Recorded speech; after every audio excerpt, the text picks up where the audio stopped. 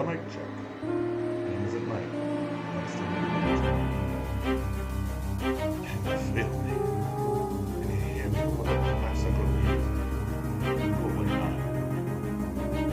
But I bring the music down a hair. And we'll transition. Good to see you, my faithful, lovely viewer. I'm glad you could make it tonight. Kind of an exciting night. I have a project I've been kind of putting off for a while, and finally have found the time to do it. My normally scheduled Humblewood game is on a little bit of a hiatus. We had a pet emergency. Don't worry, pet, I believe, is fine. And it turned out it's summertime, and everybody's got something to do on a Wednesday night, so we're taking the night off.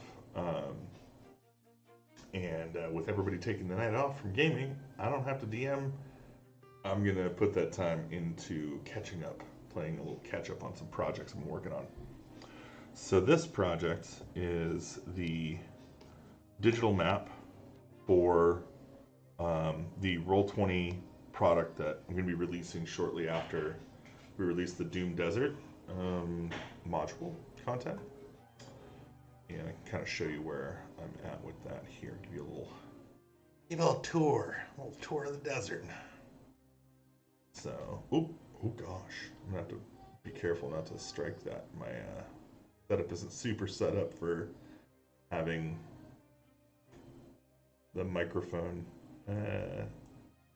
Like me talking while drawing is apparently technical difficulty.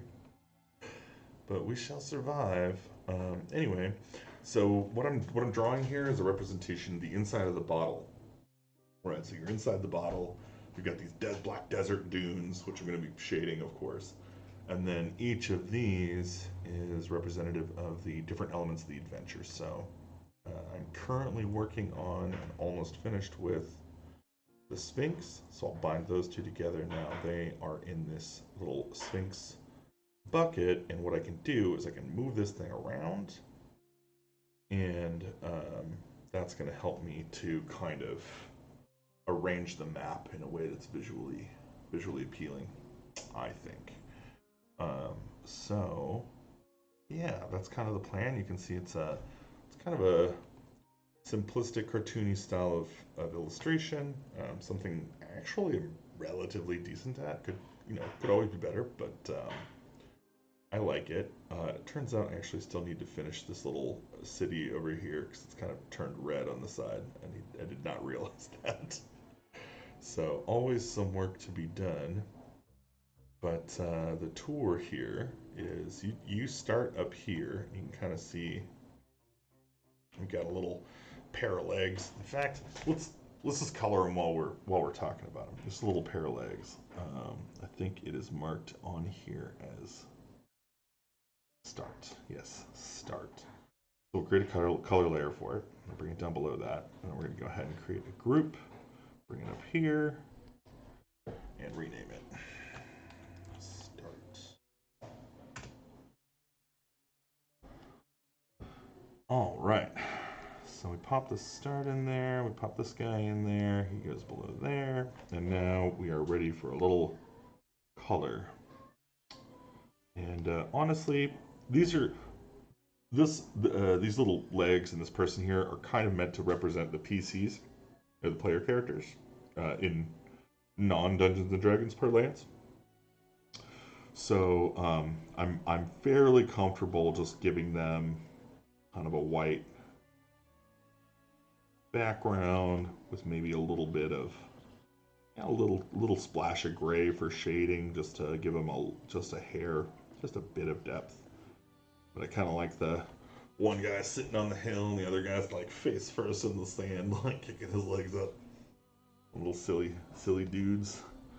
And then if we want to get a bit of a shade here, I might go down to like into the blues. So although blues are kind of odd because in this context you have to realize that the light is all red. Of course, everything's coming from this red light that is all being passed through the red glass of the bottle, except that there is actually sun gecko inside of the bottle that provides a sun. And so light kind of works that way. I do not have a good sense of where the light source is, but I'm just going to assume it's above us. And that should give me, oops, gotta stay inside the lines, Gabe. That should give me a pretty decent little thing there, and then we can I'll just clean up a little bit. So there's start, looks good. Let's bind these together, smack. And now, if I don't like the hill they're on, or I don't like the position, I can adjust that. So that's kind of the goal here, is to get these all adjustable, so that I can reposition them all to look better as a composition. And then once the composition is done, we're generating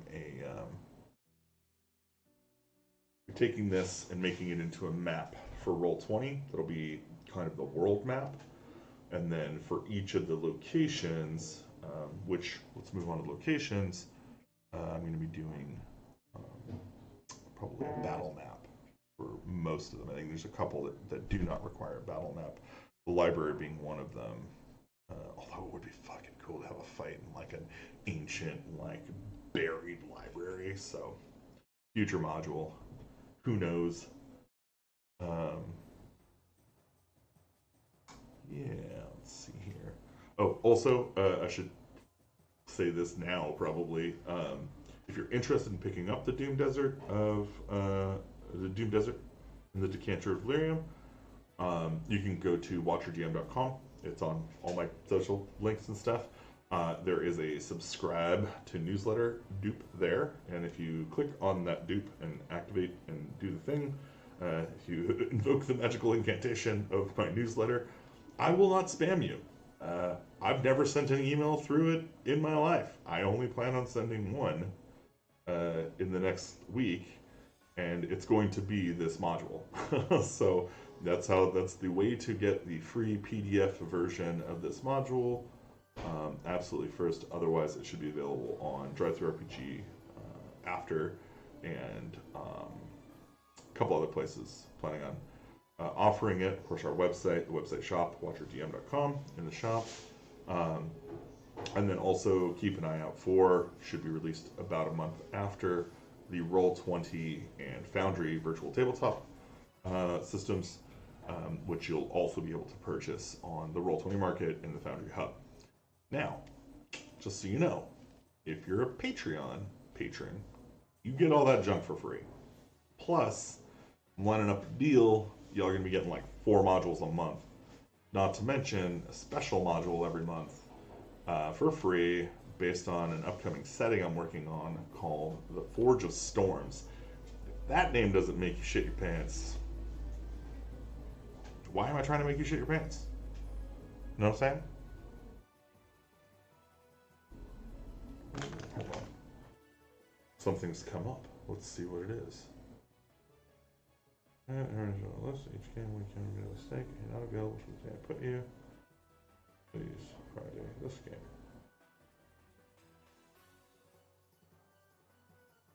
Some of you who are available for one day. I was able to accommodate that for everyone. Okay. Priority based on whose level was lower.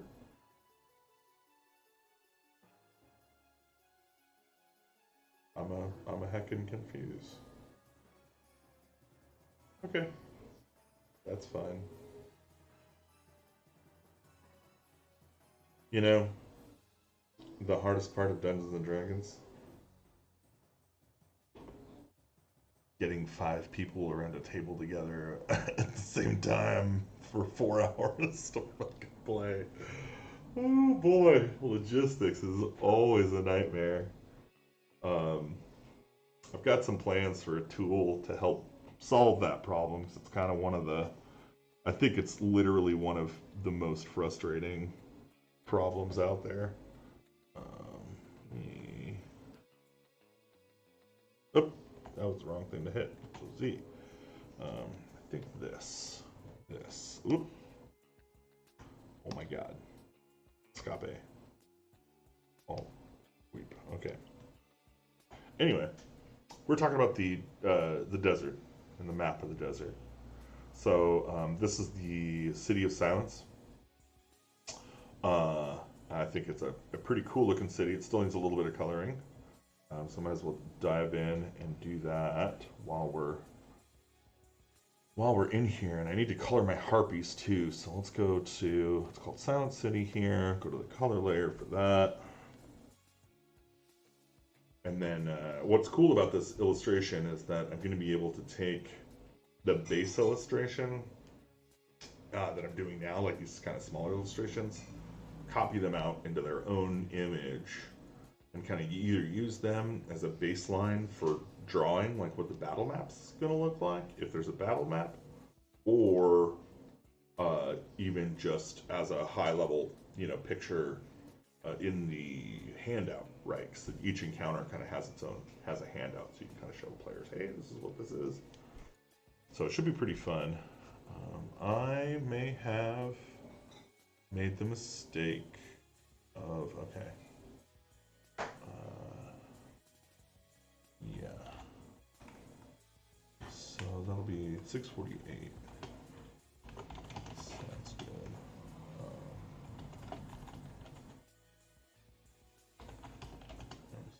So I will go for break.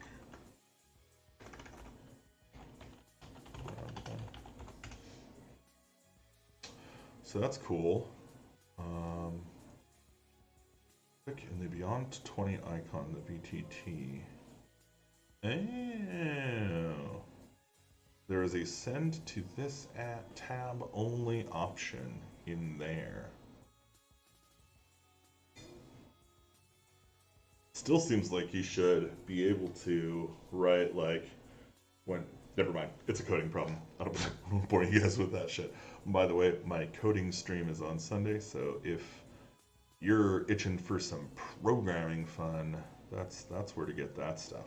Anyway, let's hop back into the color bit here. Now, it's supposed to be, it's kind of described in the module as like a black city. Turns out though, there's kind of already a lot of black going on in the module itself. What I'm trying to do here is give myself a kind of range of colors that I can kind of mess with and have some fun with. I think I already used this purple. This purple's kind of a thing. You know what? Let's reuse this. Let's use the orange. Why the hell not? And we're just gonna boop, boop. And my plan was to kind of scuff it like this. You can see this back area here is like hatched. But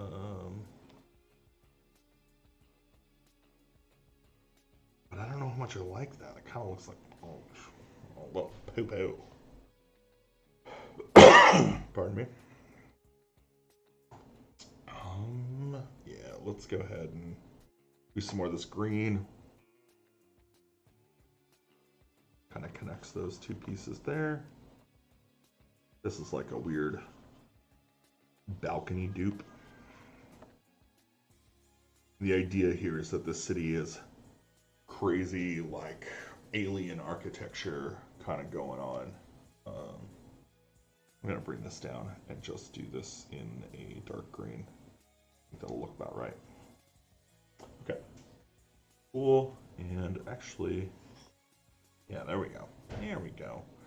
And then there's one little piece that is hard to see because it's kind of it's a weird piece. But the idea here was that I didn't want to draw the bottom line of the thing, if I could help it, to kind of help it fit into whatever context I put it in. I want to be able to set it on top of stuff and be able to reuse it.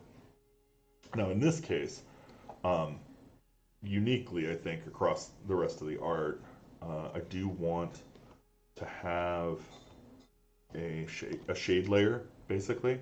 And what I'm going to do to achieve that is I'm going to go ahead and just draw in my shadows. And you'll notice I'm drawing them in black here, and I'm drawing them in a new layer. And there's a very good reason for that. In fact, I can show you.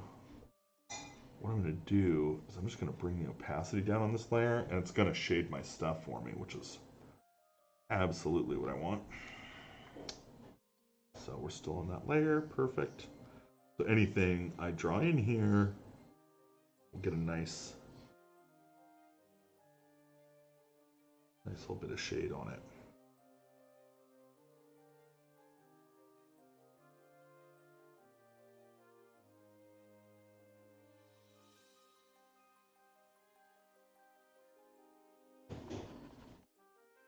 Kind of like this way of doing color too. I'm not gonna lie, like I am not hugely experienced in digital painting, obviously. Like doing the kind of bare minimum here. But I think I kind of, yeah, like I think just kind of creating a layer and then doing some dark and light values on that layer above, and you don't have to worry too much about. Now here's where you can get interesting, right? So like I've got this kind of cool little weird shape thing going on, and it's starting to look fairly respectable in terms of the shades matching up with the shapes, right? It feels like it's got some little bit of dimension to it, not a ton, but enough. Kind of fill this guy out here too. Maybe make some little. So you can kind of, carve out a little bit of detail just by using a little bit of shadow and light trickery here, right? So like if here, for instance, I want to have some kind of cool weird symbol, I can do that just straight into the shade. Looks kind of cool. A little bit like that. I think that looks pretty good. Pretty good. I am going to make one piece of solid black in this image, and it's going to be this ball right here. And then we're going to go on here, and we're actually going to do the opposite, where I'm going to just ever so slightly hit it with a bit of white. The inverse shade. And then for the peeps here, I think we're going to kind of go with the... Oh. So, don't put it on the shade layer if you mean to do white. Right. I'm just going to park some little white around the harpies here. Harpies are usually brown, but these are whispering harpies, so shouldn't matter too much. I think they can probably get away with it. And then also I want to hit this. See? Gotta love that. And then let's alt and grab some of this color, I guess. Oh, that's my dark version. Okay, let's go for the light one. And I'm just gonna put a little bit more. There's a couple of places I missed, so I'm just gonna go ahead and fill these in with some. I love this turquoise and purple combination. Looks sick. It's very, very cool. To the point where I wish I'd just done the whole freaking city in purple and turquoise. Would have been cool. Anyway, no regrets. Forward eyes only. Very human, I think. Okay. Let's pop over to our tool here. Zoom out. Yeah, we can kind of start to see it's starting to look pretty good, pretty darn respectable. Now the Sphinx here, which I am a fan of. I think I did a fairly good job drawing the Sphinx. So we're gonna go ahead and we're gonna grab the Sphinx here again. We're gonna grab my brush, grab the color. I've got a little bit left here. And then I have this gold on the headdress is the same as the gold from here. And then in the same way, I'm going to go ahead, I'm going to grab some black, I'm going to grab some white, and with black first, I'm going to go ahead and just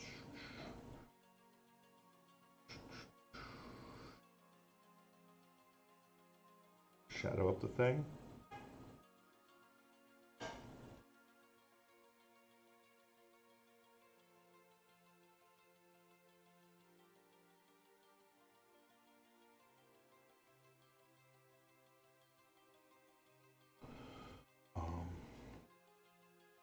I'll shadow under the wings, I think is appropriate, maybe across the back.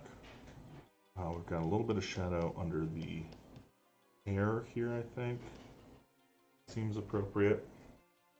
A bit of shadow on the under of the face, a little bit of that shadow, some shadow in the eyelash, or eyebrow, or eye.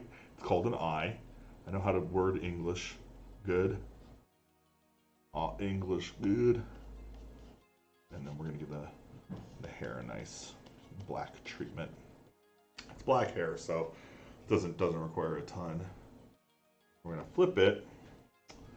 We're gonna do the opposite. So I want to get a little nice shine over here on this gold.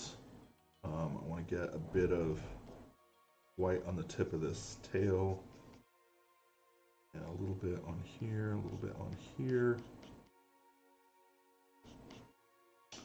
And then just a smidge on the hair, a little bit on the top of the, what's up the top of the horn. This is where it's gonna pop. Is we're gonna do the wings up kind of nice. Oh, you know what? I should have put some stain on the wings. Although, we'll see. Let's see how it looks. We're gonna bring down the fill, 40%. Come on.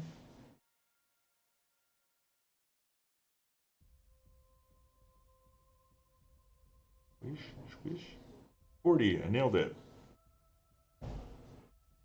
I'm not gonna lie, I think that's fine. I think that's kind of fine. I think there's, obviously I could do more. Maybe it's not fine. Maybe I need a little bit more up here, deepen that, hit that, on your nose, little cheek. That, and then I feel like the back here is like oddly missing a bunch of shine, which is weird, but I think that's about accurate. And then give this a nice kind of carry in. Looks good. Looking good, and she almost kind of matches the Sphinx from the module artwork, which is really nice, actually. Having an artist, a professional artist, kind of devote themselves to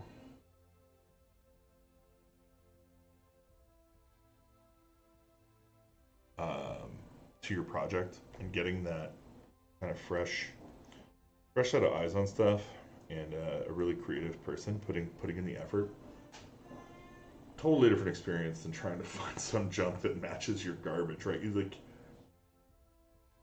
I think, you know, a lot of people when they're considering making homebrew content or considering publishing homebrew content, trying to make it or whatever. First of all, the most common thing that happens is they go, well, I can use this unlicensed art if it's free, right? Because I'm not making anything on this, so why, you know, it's okay for me to use unlicensed art. And that's only true to a point. Obviously, there's licensing and stuff that goes along with that. I don't know how possible it is to like legitimately chase down all that stuff. The homebrew community is kind of such a beast, and it's non-commercial use. So what's the point? Kind of like you're not gonna pull water out of a stone.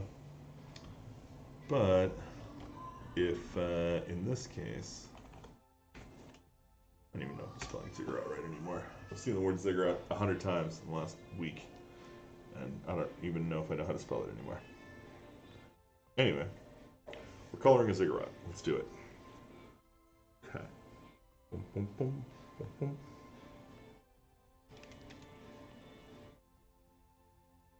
And if it's cool with you, actually, I'm going to go ahead. I'm going to mute my mic.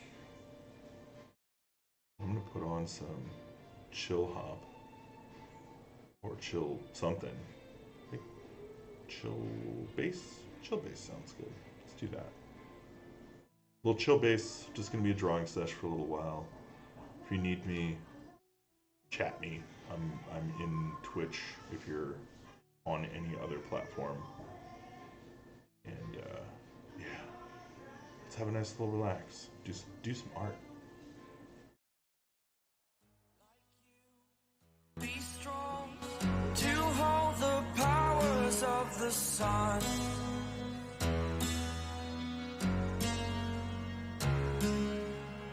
To dream, believe in strength. Now I'm the only one. Only one.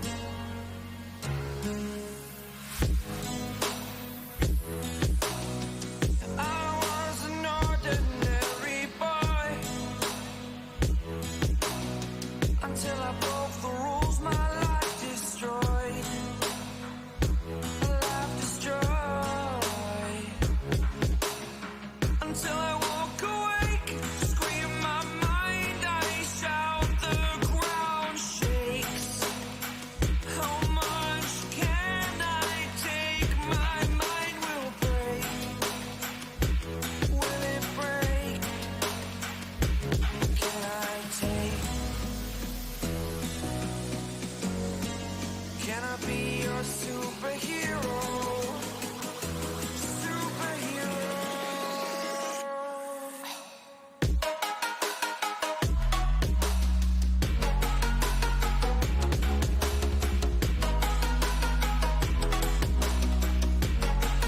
Can I be your superhero?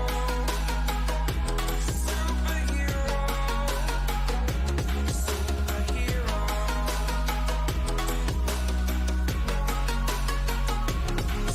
Superhero.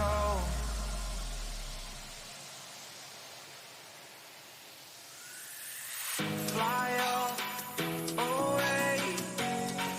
It's the first time of today.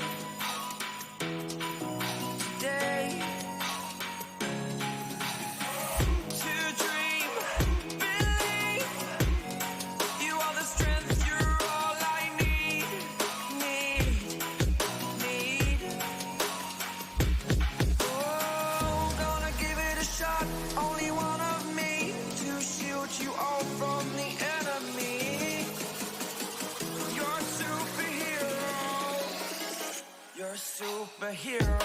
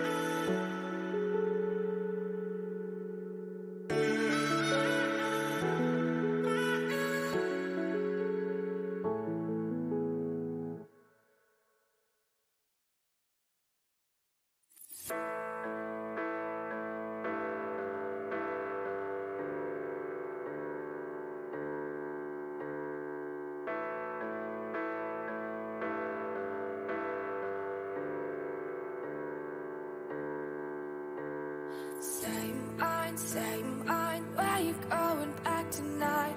I saw a fire in your bloodshot eyes. Same mind, where you going back tonight? I saw a fire in your bloodshot eyes. Bloodshot, bloodshot. Oh, oh, oh, oh, oh, oh. Bloodshot, bloodshot. Same mind, where you going back tonight? I saw a fire in your bloodshot eyes. Same mind, where you going back tonight? I saw a fire in your bloodshot eyes. Bloodshot, bloodshot.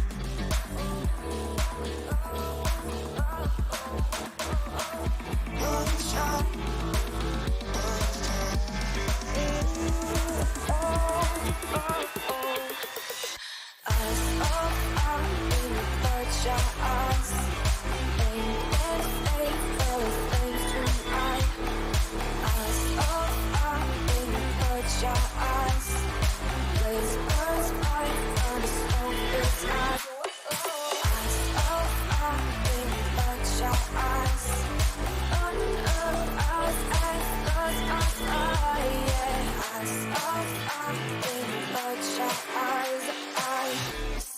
Fire in your bloodshot eyes. Where you going back tonight? I saw a fire in your bloodshot eyes. Where you going back tonight? I saw a fire in your bloodshot eyes. Bloodshot, bloodshot.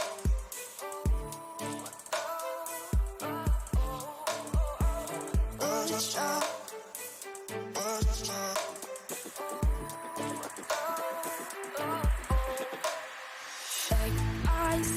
I know where you're going back tonight. I saw a fire in your bloodshot eyes. I know where you're going back tonight. I saw a fire in your bloodshot eyes. Bloodshot, bloodshot.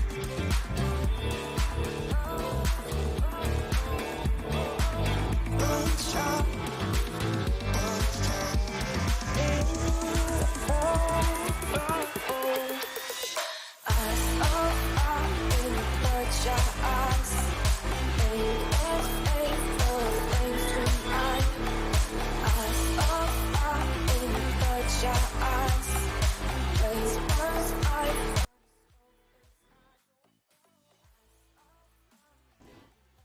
Just occurred to me that you actually can't hear me. All those explanations for nothing. I'm sure you were like, what the fuck is he saying?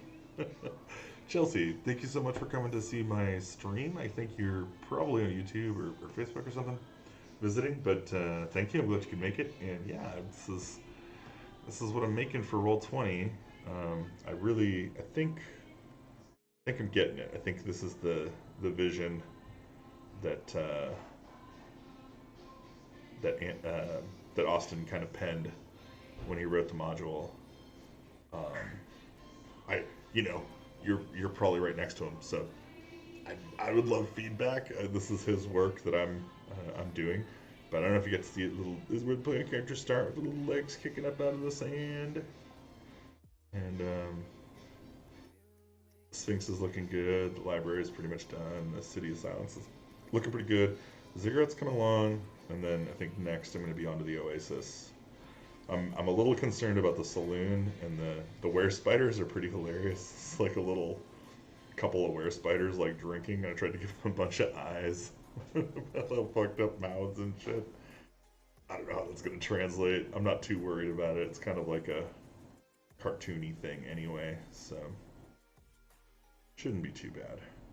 But my favorite thing about this is I can move these bits around, which means that once I'm done with this, these can also go into asset packs for other people to be able to build like these illustrations are good for all kinds of different things. So you probably reuse them, recycle, reuse, reduce, recycle, reuse.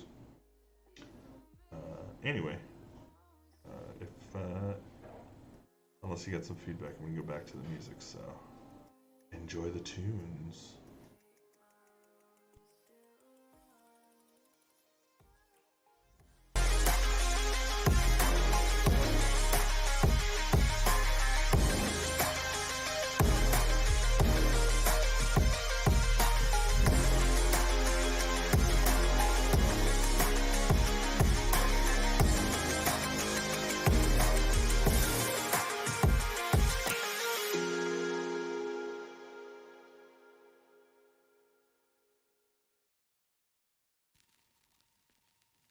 Coming back after dinner. Just gonna eat real quick.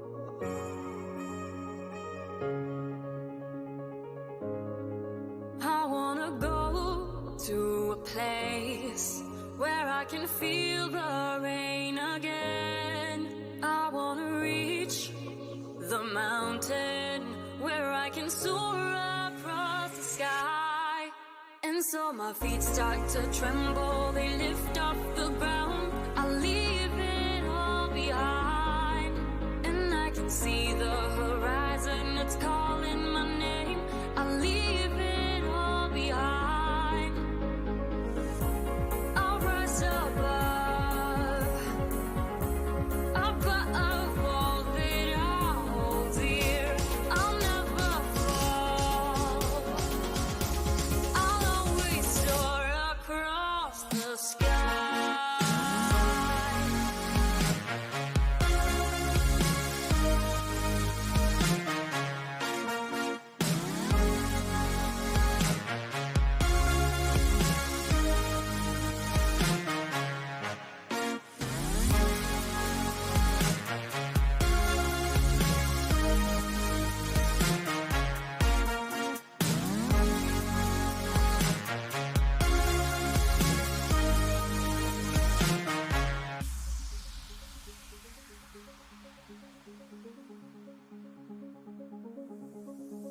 I wanna fly through the night and feel what I used to be. I wanna run away where I can soar across the sky. And so my feet start to tremble, they lift off the ground. I leave it all behind, and I can see the horizon, it's calling my name.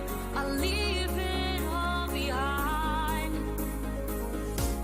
I'll rise above all that I hold dear. I'll never fall. I'll always soar across the sky.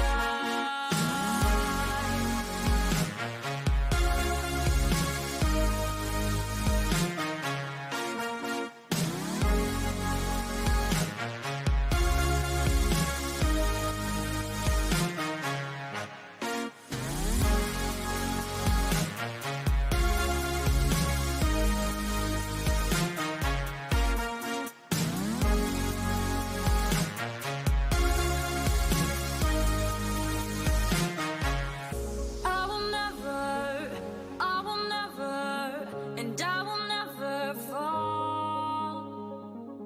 I will never fall.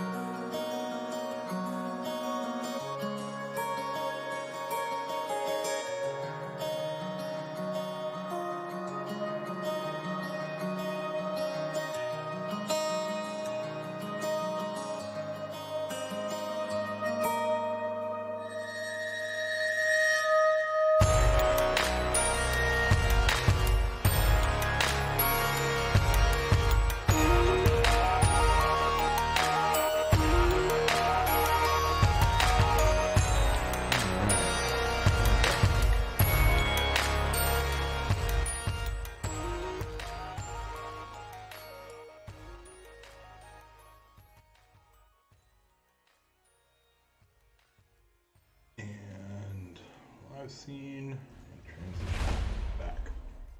All right. Oop. Back into the illustration here. I think the white ziggurat looks good, so we're done with the white ziggurat. We're going to close that off.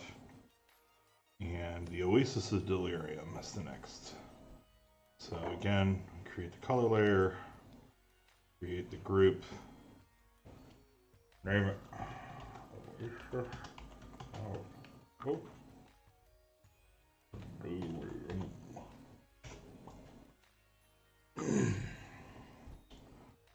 Pop these in here.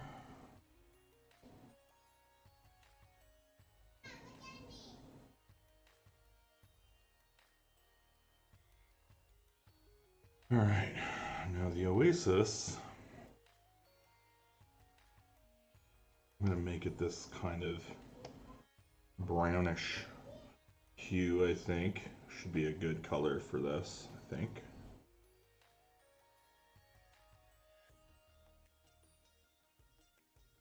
Actually, I'm gonna zoom into this guy here, so we're just interacting with the colors and shape space that we want. In fact, let me go ahead and hide the ladder up here, I think. Ladder to the sun. Cool. Should give me enough space. And yeah. Oh yeah. Just in case, I'm gonna go back to my multi-stream. Lost a couple viewers there with the outage, but fish gotta swim, birds gotta eat. Quote Disney. Got a really dear friend from San Francisco who loathes Disney to their core. There's a hatred for Disney for having fascist opinions or something. Being a fucked up media corporation. It's pretty interesting perspective. I get it. I tend to kind of agree. But gotta say, they've made a lot of art that's definitely helped a lot of people or entertained a lot of people. I don't know if that's the same thing. Is being entertained the same as being helped? That's the question. Probably doesn't have an answer.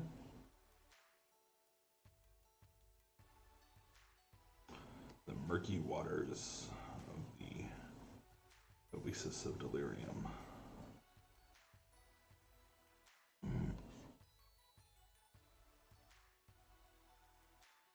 And why don't we go ahead and maybe read a little bit what the module says about this place.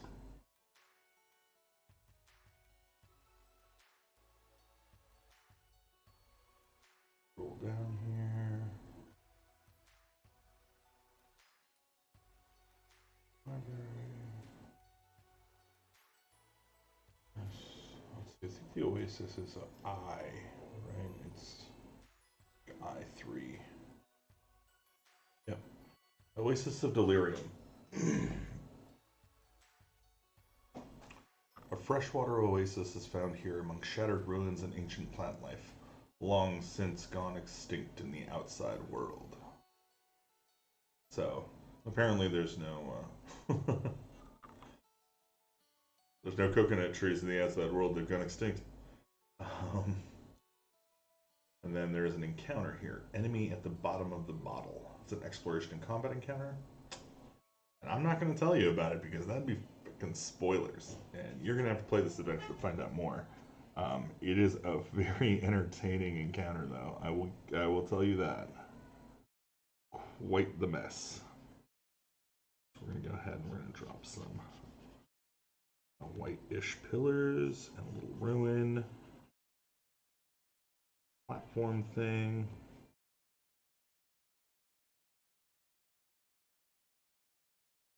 And then I think go into the browns. Do like a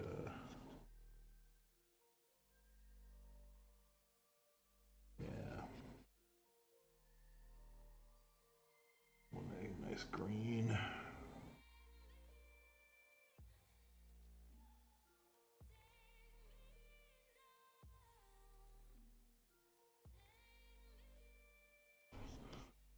Oops.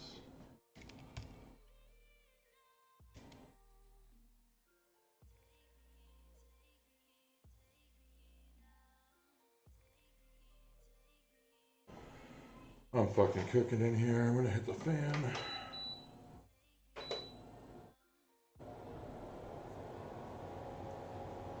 Okay. It's so loud, isn't it? God damn. Yeah, I can't get it to not do that. Sorry about the bumps.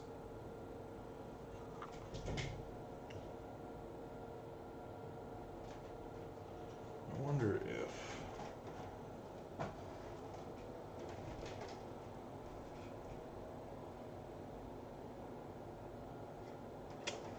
yeah, there seems to be no escaping it. Maybe if I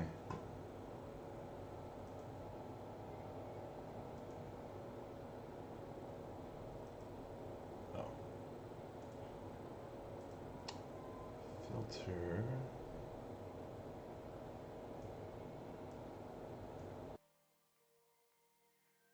Check, check.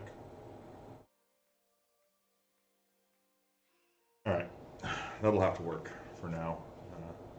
I will work on improving that situation over time. But for now, I don't want to burn too much time on it. I got kind of a lot to do. So, okay, so let's get the shade layer in here, and of course we need our black.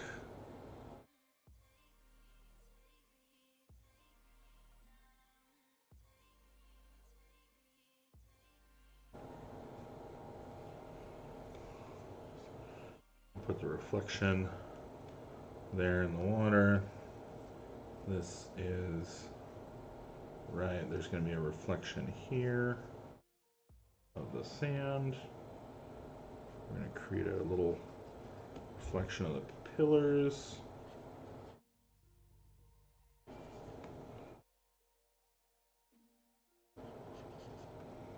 Like that. And then we, yeah, the tree again.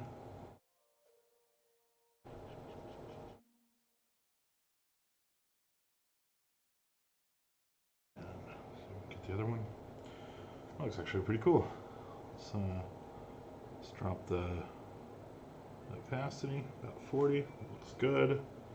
And oh, I need some of this on some of this stuff. So we're gonna have some shade from that, and we're gonna draw a couple of dashes there. A shade here, a couple of dashes there. Little central leaf creases. And then I think in this case, the gecko is like right above it, which it's kind of a weird thing because the gecko actually goes around. So it may be a little odd to where the shadows lie, but it's a map. The map is not the territory, right? Okay, and then here, what I want to do is I want to get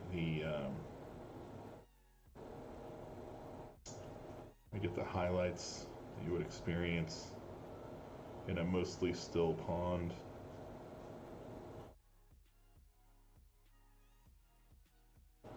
And a little bit of shine.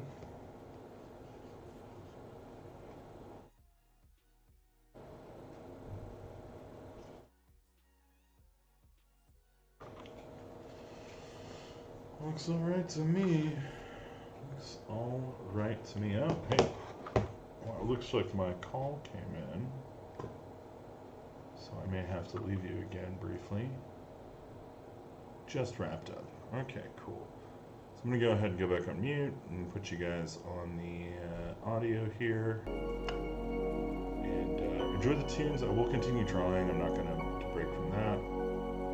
But I will be on a call. So I'll be back in a little.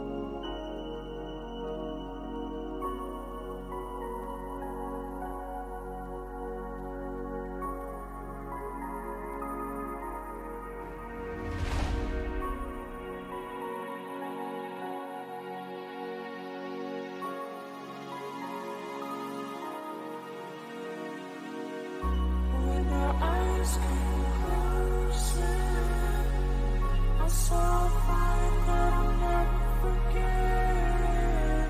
When our eyes came closer, I saw a fire, I saw a fire.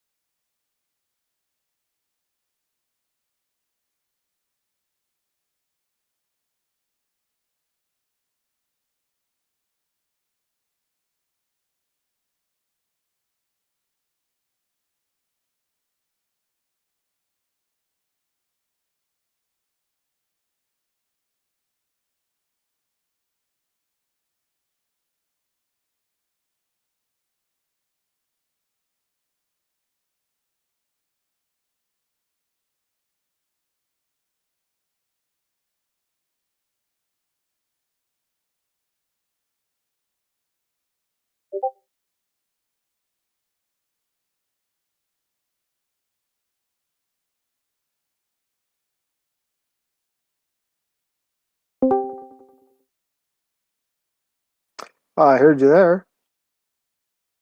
Yeah. All right. Yeah. What happened? Oh, yeah, either did I, but it's working, and that's what matters. I am. Yeah, I did figure that.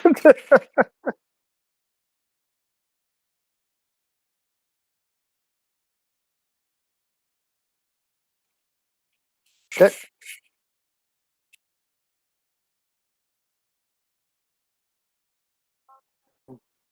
Okay. Yeah.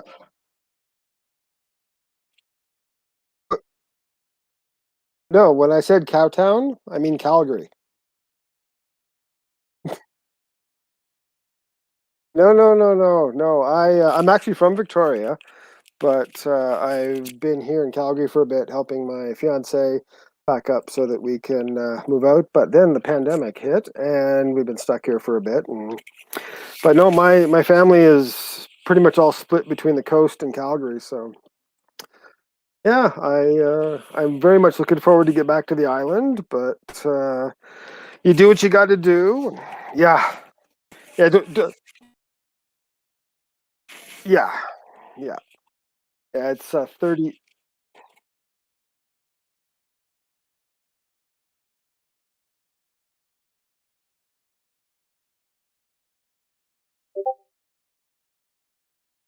Mm-hmm.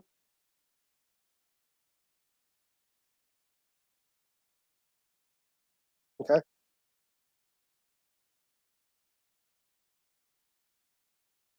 Okay.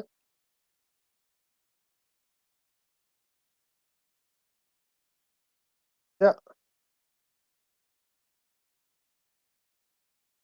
Yeah. Yeah. She's actually in the writer course.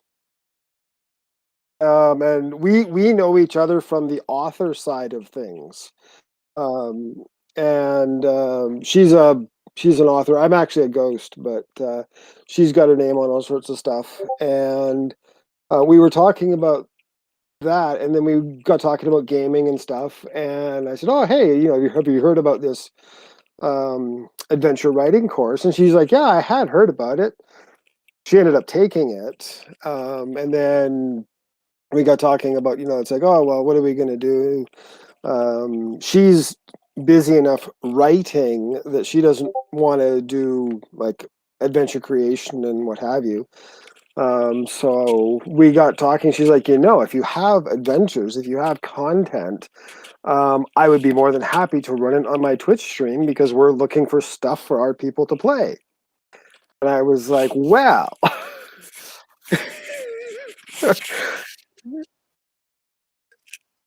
exactly. And right now she's actually running. Um, she's actually one of the players, but one of her other players that she plays with is he's a brand new DM, and they're running a bunch of first time players through Lost Mine of Fandelver. And at the end of Lost Mine of Fandelver, in Wave Echo Cave, there's a hook for continuing adventures, and it's your characters find a map. What's on the map is up to you. You can either just buy another module, or you can make up your own. You can do whatever. I was like, well, why don't I design a map? Because they all should be level 5 by the time they finish. So why don't I write a level 5 adventure that your crew could now, that would be their next after Wave Echo Cave. They're in Thunder Tree right now, so they've got one more Thunder Tree and then 2 to finish Wave Echo Cave. So by the end of the month, type of thing. And she was like, "Oh my god, that would be so awesome!" Because they've decided that they're going to the party wants to rebuild Cragmaw Castle. So I said, "Well, so they're basically looking for gold. They're looking for a big payoff." And I said, "Okay, well, I could write basically a 2-part adventure because level 5 to level 6 should be 2 adventures." And why did I write the one that the map describes, but then the one that they encounter along the way? So basically, the map points to an underground shrine, long abandoned, etc. They get there, and there's this band of orcs or whatever that has basically taken up residence on the entrance. So they now have to deal with that group before they can actually go and take out the evil shrine from whatever. And she was like, "Oh my!" This is because realistically, if you look at the allotted treasure for that level, et cetera, that's probably going to give your crew a nice chunk of change for putting towards a castle. And they were all just like, well, she's the only one who knows about it at this point, but she's like, yeah, they're going to be really happy with that because there's really like, what do you do when you get to the end of Wake Up Echo Cave? If your friends have Ice Spire, well, then there's a couple level 5 and level 6 things you could do there. So she's all happy to do that, and of course, you get the promotional side because she's running it on Twitch, and they don't have a big following, but they do have a following, um, and yep, yeah, exactly. Yep,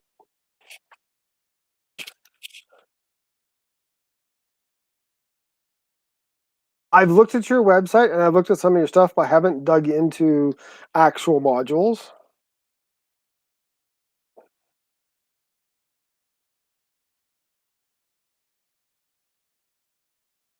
Just a second.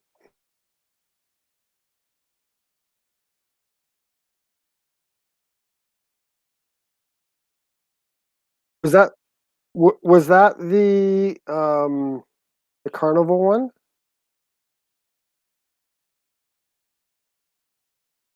Okay, I did not see that one.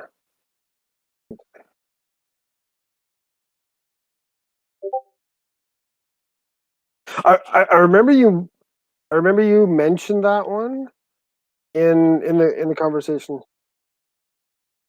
Okay, where is it?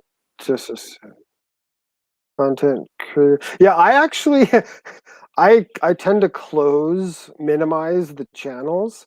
I minimize the premium channels, so I haven't been getting content creator channel stuff for. Oh, here we go. Yep. Open.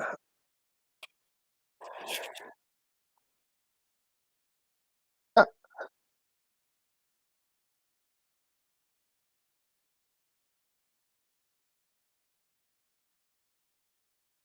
yeah.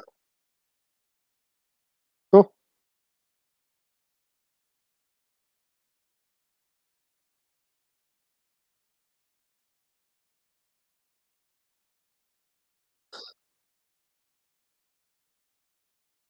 Yeah. Leprous were spider. I was just reading leprous were spiders.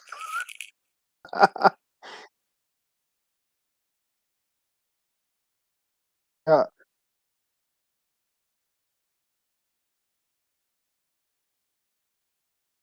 yeah,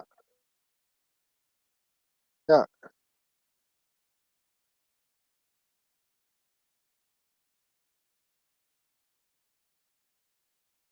Just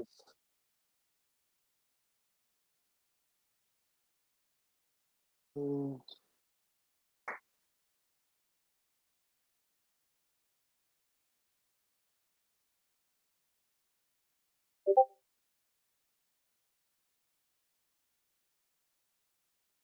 cool.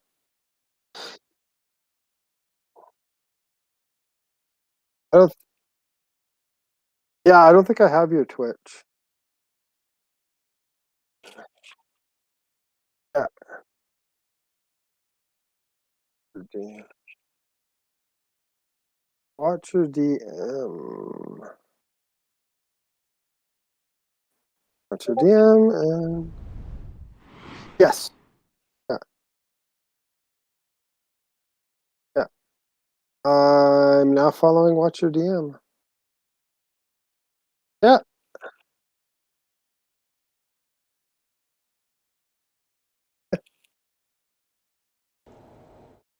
Cool. Thank you for the follow, Astrum Lux Lucas.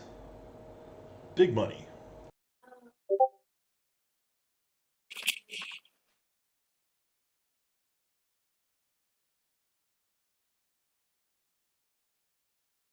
That was me. Yeah.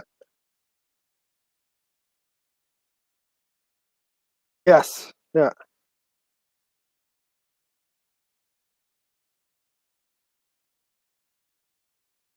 Yeah.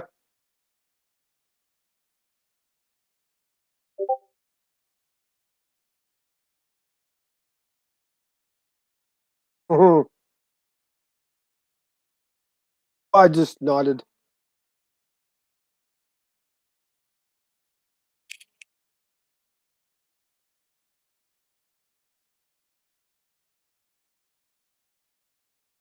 Mhm.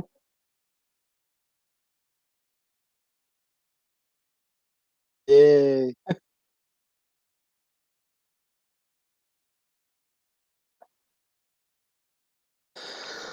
Right now, I have six, seven, including the two I'm doing for Jess. I have 8 modules that are 95% complete.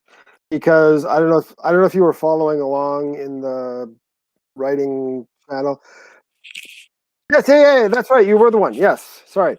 Yeah, I don't know why. I could copy stuff straight off Imgur. I could get other things to come in. I still don't understand why I can't get my stuff from my Imgur, my whatever, to work, but it works on IMGBB.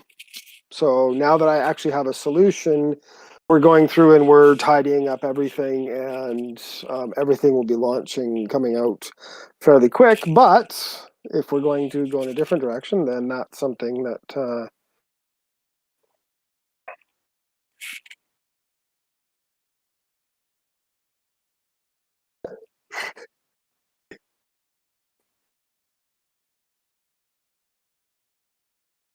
yeah.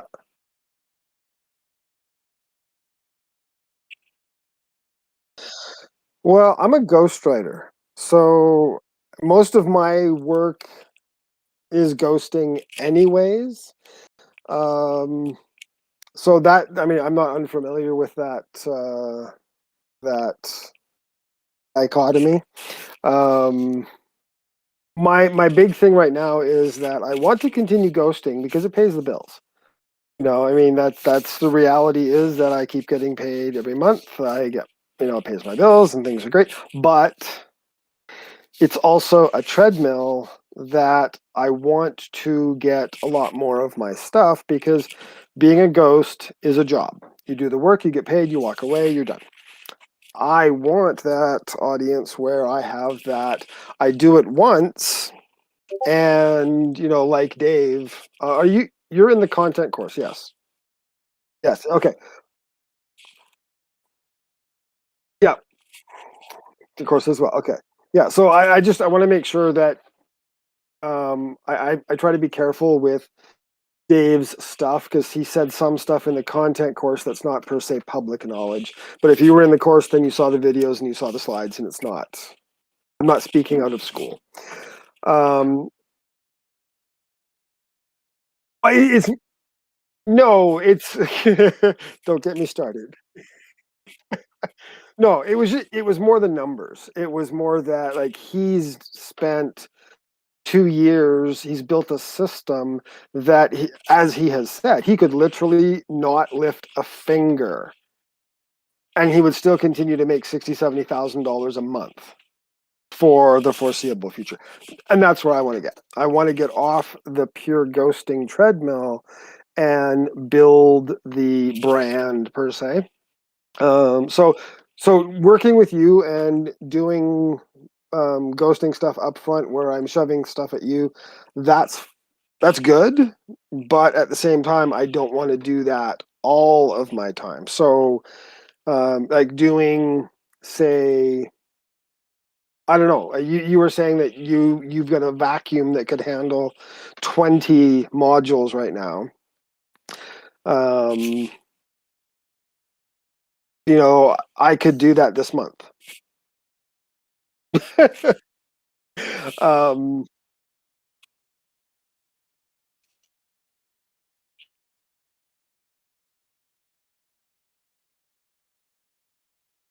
mhm. And that's what I've been kind of banking on because Dave says that's what they run with. That it's either three or generally like a multiple of if you get space for whatever. Yeah. Yep. Okay. Yep. Okay. Okay.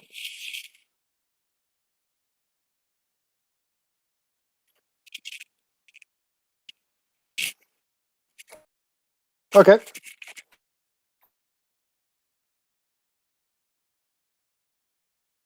Yeah. Yeah.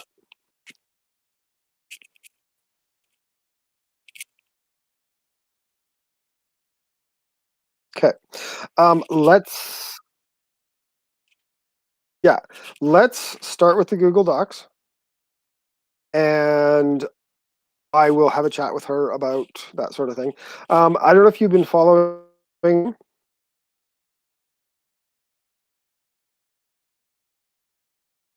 the Instagram. Yeah. Okay. Oh yes. Yay! Thank you for that. Yes, it was like when I did that initially, I was like, I'm gonna. We budgeted. We're gonna like, we can afford to burn $100 a month. We can afford to just say, all these guys are putting in this time. Well, and girls, all these people are putting in this time. Let's wave some flag. Let's do something cool because I have no doubt that some of them are trying to justify to their significant others that why are you spending this money? Why are you spending this time? To actually have somebody come along and say, here's your $3, your $5, your whatever. Um, yeah, and that's the thing. I mean, yes, I'm a little bit mercenary in the sense that I would like to see that start the ball rolling. That other people will do the same things. That people as people lift up as their boats rise, they'll be like, oh, I want to put some, give back to the other people. I'm not dumb. I want, but I want people to be able to do that. I mean, our actual outgo on Patreon is about $200, but yeah,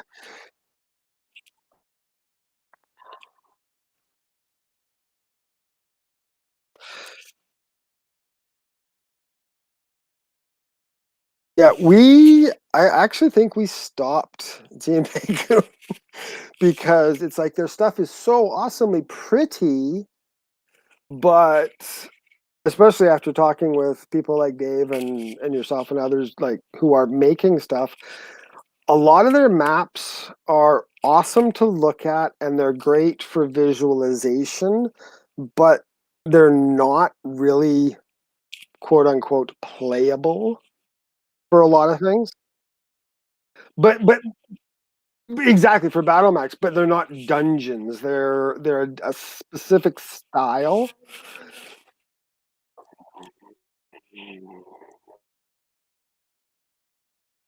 Yes, and we're not there yet. Yeah, yeah, yeah,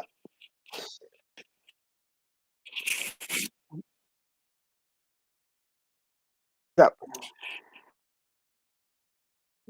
yeah.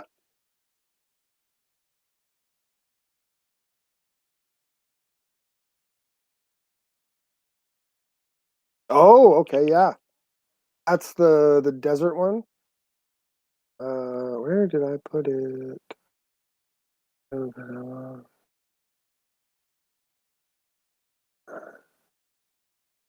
Yeah.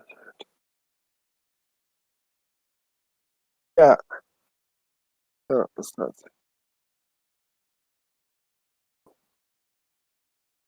Interesting. 14 pages. Oh, what a damn interesting. Oh, okay. Yeah, it's got a couple. I was like, why are all these pages blank? It's like, it looks like there's some image. Uh, yeah, yeah, yeah,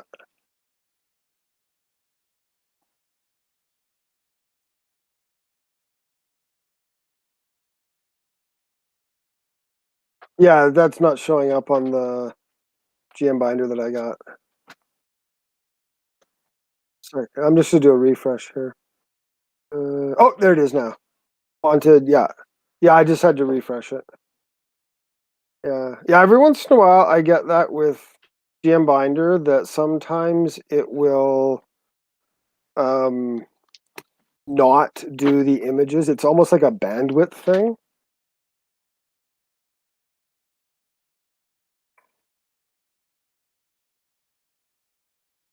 Yeah, yeah.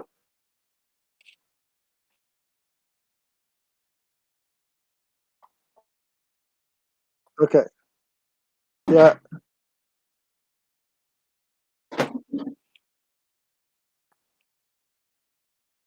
yeah,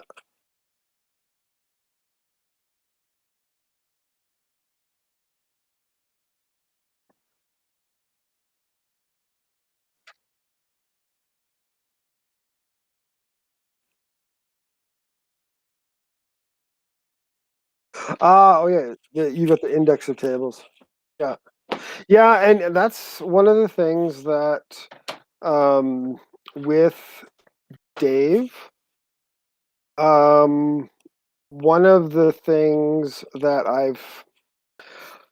we all come from different backgrounds and we all come from different environments. I shared his class, like the writer class, because that's open to the public, the recordings and stuff. I shared that with some of the authors and DMs and stuff, people who want to do what we're doing, the working together thing, but they didn't know about the course. And a lot of them didn't really have a high opinion of the outputs. And,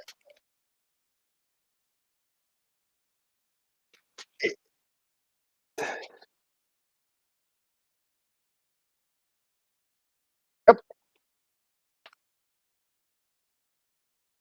yes, yeah, yes, yeah, yeah,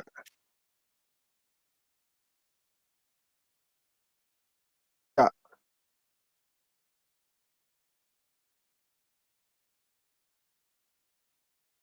yeah, yeah. And it's like the old, anytime you're entering a business, do you want to be Walmart? Do you want to be Mercedes?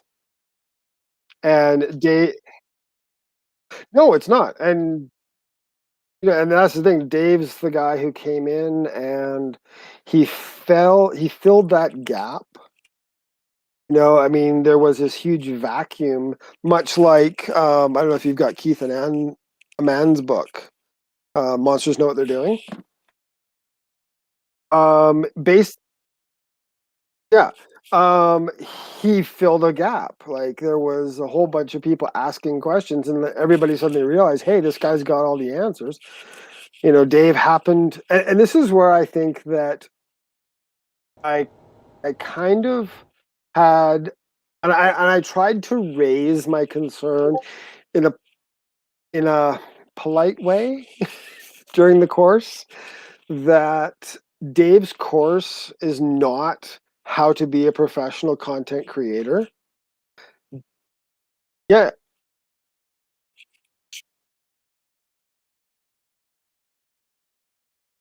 on Twitch. Well, there's only one person on it right now. Oh, hi, how's it going?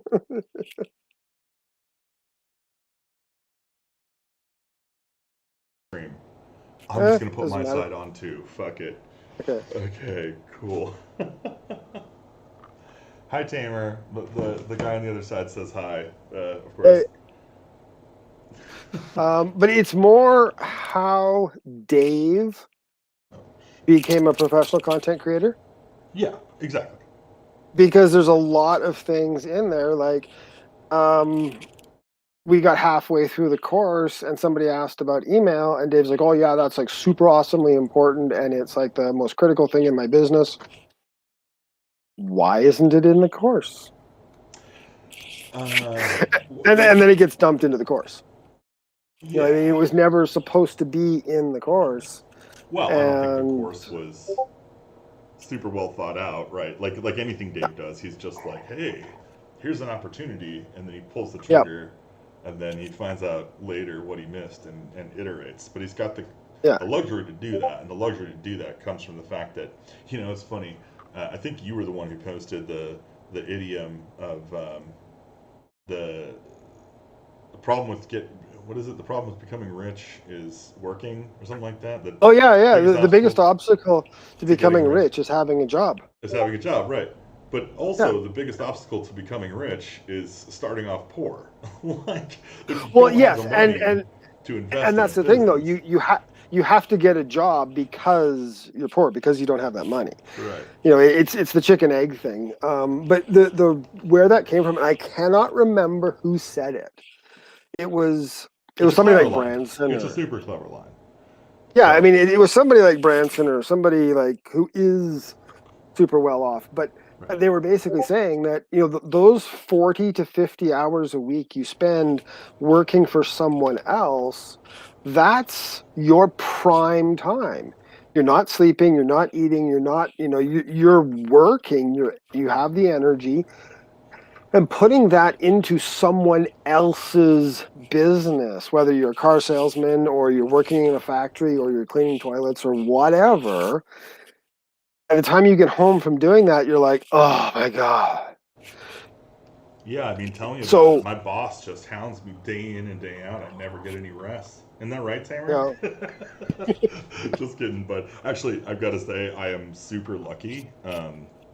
I've got an amazing job. I have an amazing boss. I work in yeah, an amazing career. So it's just been all kind of very lucky for me, and I feel extremely yeah, fortunate to be yeah, able to invest in this and be able to do this with my spare time. Um, yeah, but I it's weird like to hear Dave tell it right. He just he went from being an Amazon sales guy to like writing modules overnight, and that's just how yeah. it went. And of course, it went nothing like that, right? He started writing No, modules, and yeah. And the parts that he skips over is that he spent however many years on Reddit and Quora, and he built up a following. He came into this right, with a reputation with a lot of people that that wheel, that snowball, that whatever was already rolling. right, And I find it amusing that a lot of the things he talks about as well, this is what you do. It's like, yeah, but you yourself admitted you can't do that anymore right. because the rules have changed. And it's, I don't want to disparage what he's done because he has accomplished amazing things. Well, The he's guy makes, almost six figures a month. But at the same time, I think that his success has blinded him in a certain respect to how much, not just luck, but because there was a fair amount of luck involved, yeah. especially with the pandemic spiking his. I don't know if you've gone on um, Graphtreon and Mm, followed different people's. Graphtreon scrapes Patreon for data, and then it ah, shows you who's ranking where, who's making how much money. And if you go back, and I did this in the course, I mhm. went back and I found out who has made X dollars, and I set I set guidelines as to, okay, I want people who've made this much money in this amount of time. And I went through and I found as many as I could. And so many people, yeah, 15 months ago, spike. Right. Anybody in gaming, spike, spike, spike. And it's like, you can't claim that Well, I mean, as, at a certain level, it was a confluence of forces, right? You had the massive yeah, success of Critical Role. You yep, had the big success from Stranger Things. yep, You had just it was a ton. Joe yeah, Manganiello. You had some really big events happen yep, in terms of the gaming world, and yeah. then And also it was like everybody stuck inside for a couple of years. Good luck. yep, Also, by the yeah, way, while I'm here, I've given a shout out to Tamer. I want to give a shout out to my boy Kickstand. Uh, Check him out on so Kickstand 284. He's on itch.io. It's a badass. Thanks for the listeners for checking out my interview with Scott of the Owl and the Cowl, a writing group who are on Instagram. You can follow them there and find out more about what they're writing. And you should, hopefully, pending this conversation, be able to access a bunch of their work coming out on the Watcher DM brand over the next couple of months. So look forward to that. Anyway, let's keep that, going, Scott. What were we talking about? yeah.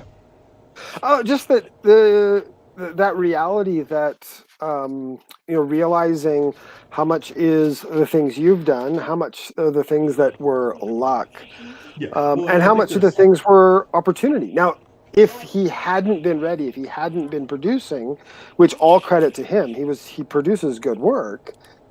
He was ready. It's like Branson says, when somebody offers you an opportunity and you're not sure how to do it, say yes, figure it out as you go. yeah. Figure it out as you go. I mean, Dave, all credit to him. He was doing amazing work in that. And when stuff happened, he said yes. And he was rewarded for that. And that's, fabulous. Right. And that's why I wanted to, work with the crowd that surrounds him, which Watcher DM is part of that. Yeah. Sure. Yeah. Um, We met in the class, right? yeah. And And yeah, I think the class. I'll tell you. I think the best thing I learned in that class is your market is your biggest asset. So get followers, get people yep. looking at your stuff. That's rule Mhm. number one. It might as well be the golden rule for any kind of content creation, right? If you Yep. don't have an audience, what the fuck are you? Who are you talking to? Yep. But the other thing I think that really stood out, and you're right, like it was very clear to me, I think from day one, that there's a certain amount of privilege to David's Mhm. position, right? In that, like, yeah, Yep. he was lucky. He struck luck. He struck luck, and Yep. but that's how that works, right? It's like anybody who Yes. makes it and gets there, gets to a level of success, feels like they earned it. We are Hmm. amazing justification machines, and the first thing we do is look at ourselves and go, "Oh wow, look how great I am! I got this thing I deserve," And then you fail to realize like the pile of people behind you that had to walk over to get there. All the people who've been trying for years and failing because they missed an opportunity or didn't have the right audience or weren't white. I mean, for God's sakes, the guy's name is fucking Dave, and he's got white skin and red hair. Like, I'm not saying that's a cause, but how many indigenous or colored Yep. authors, Yep. how many people of color out there are in this scene making it? I've actually, I don't know if I haven't verbalized this in any of the classes, but I do believe from now, and of course, I don't know how DM Dave work, like DM Dave the brand. I don't know how it works. I've only had interactions with Dave and Sarge and some of the others in different pieces. Right. But if I had to look at the organization as a whole, Mm-hmm. I look at, at this point, and I mean, I think subconsciously Dave recognizes it because he said I could do nothing and this thing would keep going. Right. I look at the people I've met and the people I've interacted with on the Discord and what have you, and I gotta say, I think that the DM Dave brand may be Dave, but the DM Dave business is all Sarge? I mean, I wouldn't say it's all Sarge, but Well, Sarge is but this definitely is a the thing. Like, critical. Yeah, he's a if critical Dave component of the team. if Absolutely, Dave got hit by a bus, they would still produce. content They would they still be would still producing keep content. going. I mean, yeah, they would have a hiccup. They would, but if Sarge got hit by a Are you kidding bus, me? If Sarge took over, I don't even know if they'd have a fucking funeral for the guy. Sarge would be you like, "All know, right, everybody, keep working." but that's the thing. That to me, that's how I look at it. Yeah, And yeah, that's legit. I'm just entirely going on impressions here. You sound like a white guy because I sound like a white guy because I am a white guy. I mean, living Um, in Canada and America for my entire life, I think everybody sounds white after a while. If I had a British yeah, accent, I would sound even whiter. And yeah, my boss totally, has a British accent, beautiful, yeah, a lovely voice, and I don't think he's super white either. I think he's got some ethnic backgrounds, yeah. nice complexion on his skin. I am Mexicanadian. Oh, So okay. yeah, I'm one of those weird ones. If I join the Mounties, I get to wear a sombrero, which is Yes. cool. Yeah. Also, if I ever milk a moose, I get salsa instead of maple syrup, which is really annoying. Uh, Yeah. Anyway, yes. But that's the thing. Like we have that. Like I'm like British white. Like I'm white yeah, all the way yeah, back. yeah, My yeah. uncle is half not. But and ironic, the only one in our family who was quote unquote passing as white, Hmm. because my uncle he's one of those guys who looks like he's got a permanent tan because he's got some um, Pacific Islander in him. Oh, cool, cool. But Pacific anyways, Islanders, beautiful people. yeah, he he's the only one of us who is not quote unquote white, Right. like burn, like yeah, and he's the one who joined the Mounties. Well, and you know what's funny is, and I'm just gonna go on a limb here and say Yeah, he almost certainly shares your last name, correct? no, not even close. Does he have his native last name, or does No, he? no, Is no, it no, no. Oh, it's even worse because his his last name is even more British than mine right? Right. So no, that's because not work. his I gotta tell you, getting yeah. an interview in my 20s with the Oh, last oh name yeah, Hernandez, huge no pain in the doubt, ass. no Huge pain in doubt. the ass, especially in America. In Yeah, America, it is not a novel thing to find a Mexican, yeah, right? Like here in Canada, they're kind of like, oh yeah, wow, how clever, a Mexican. That's neat. Well, get some yeah. culture in here. Exactly. And then you're like, Yeah, I we don't just speak Spanish, and I go, everybody gets yeah. disappointed at Oh the same yeah, I hear time. you. No, no his he's got a branch that comes into our family from the Royal Air Force. So Oh, he's cool. got yeah, definitely people who would expect to meet him and then actually meet him would be a little bit what? Yeah. Well, But anyway, yeah, let's that's one of the nicest things about Canada is that we do have a fair amount of that diversity going on. So, yeah, I think for the population density, hmm I do like the diversity here in Canada, and I like how I like how warm and accepting everybody is of culture. Like at my job, it is just a mm, mishmash of different cultures, and I yeah, absolutely adore it. It totally opens my eyes. A lot of times, I'll just have realizations about like how people see the world differently from different yeah, backgrounds, and yep, I feel like every day it makes me a little bit better of a human being. It's like if that's not your goal, right, to improve yeah, your humanness every day, I'm not sure what your goal is, but yeah. anyway, so I want to go ahead and wrap up the conversation. So it sounds like we've got a deal. Um, Does why don't you? So you have my Discord, but let me also. Why don't you go ahead and shoot me an email, Gabriel@watcherdm.com, just a with the second. information. I am writing this down. Cool. And just go ahead and shoot me the information The you need, or that I need to go ahead and send off a payment, and we will get the first Owl and the Cowl Watcher DM uh, collaboration underway. yes. Awesome. Ooh, fun fact. Uh, You ever notice how Dave Absolutely. and Sarge don't talk in our channel anymore? I've noticed that they don't. I also um I know that for me, I'm one of the ones who tries to get on there at least every other day and poke it Yeah. because I don't want it to become nothing. I mean, I look at it. We started the writer course with I'm going off of David and Sarge's numbers here. 1,200 people that they didn't expect. They said that they were figuring a couple hundred people would sign up. Yeah. We ended the course with three. Now, Three people? people, 300. Oh, okay. Yeah. But that was the writing Um, course. How many took the content course? It wasn't 300. no. Now this is where I'm getting the. So we went from 1,200 to 300 just in the writing course. Then in the, Did you see that pop out right excuse there me. when I did that? Ooh, that was so good. Sorry.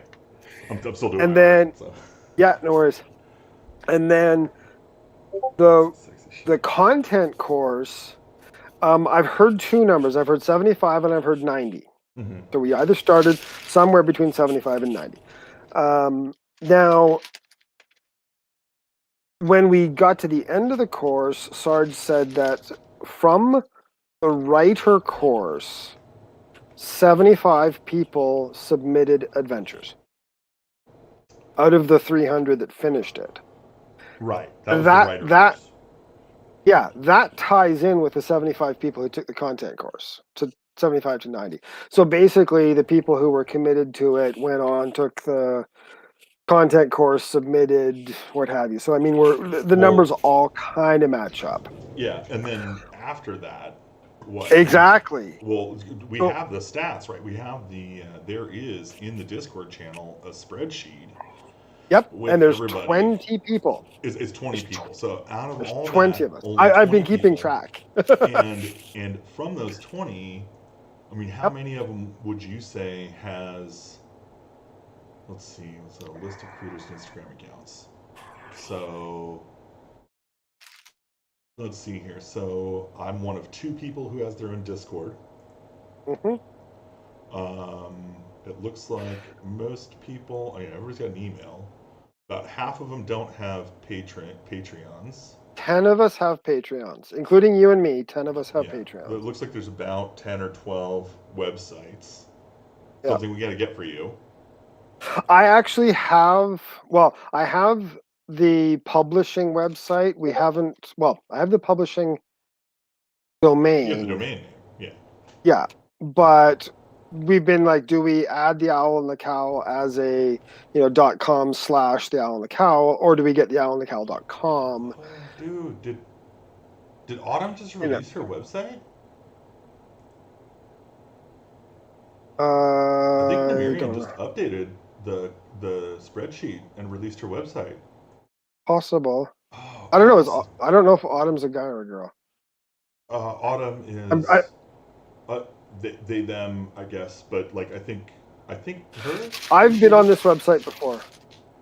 I've been on the Nemirian. I've been on this website before. Okay, So, so they must have because just had it up for a while. I thought it was new. yeah. Well, Um, I mean, it could be new in the last week. I don't know. right, right. Oh wait, the tab that I opened up for Nemirian.com opened beside the tab Nemirian.com. That's funny. But yeah, like I put Discord as a like $3,000 or $5,000 a month level for Patreon because I don't really have the interest in it. I In mean, what? I signed up to Discord because of the course. Oh, Like I'm not a Discord type. yeah. I am Um, also. I honestly had no idea how to use it for the longest time, but yeah, I have friends who are under 30, and apparently it's the yeah, only thing that they use. Um, yeah. and I think most importantly, so I actually have. So how I ended up getting into this racket is I ran I run a group on Facebook called The Book. It's a private group. We Mm, only invite personal friends and Mhm. it's a gaming group. It's a Yeah. TTRPG gaming group. And over the last couple of years, we've grown to about 260 users, Mm. and so it's a fairly active gaming group. And I introduced a lot of the people in it to Dungeons and Dragons, like either through me and my girlfriend playing with friends in California. I used to live in the Bay Area in San Francisco, California. Mm, Um, okay. and then since I moved up here to Vancouver, obviously that's all been online, but I've brought a lot of people online as well. And then Yeah. I've gathered players from up here in Vancouver. And so this whole thing, I've been like, I'm working my ass off making all this content, for these games, and Yeah. then I'm like this shit is going Now in the what? toilet when I'm done, like what the fuck, what a Yeah. waste, And then I see all these other DMs that I'm working with that are running games in my stream and my system, and they're writing amazing content too, and I'm like, guys, let's take this energy and let's make something with it. So I created writeinthebook.com, which is supposed to be kind of a homepage for this, and I was going to basically, I was going to create like a replacement for the Facebook events, because we use Facebook events in the book, and there's a lot of people out there who don't use Facebook who want to play.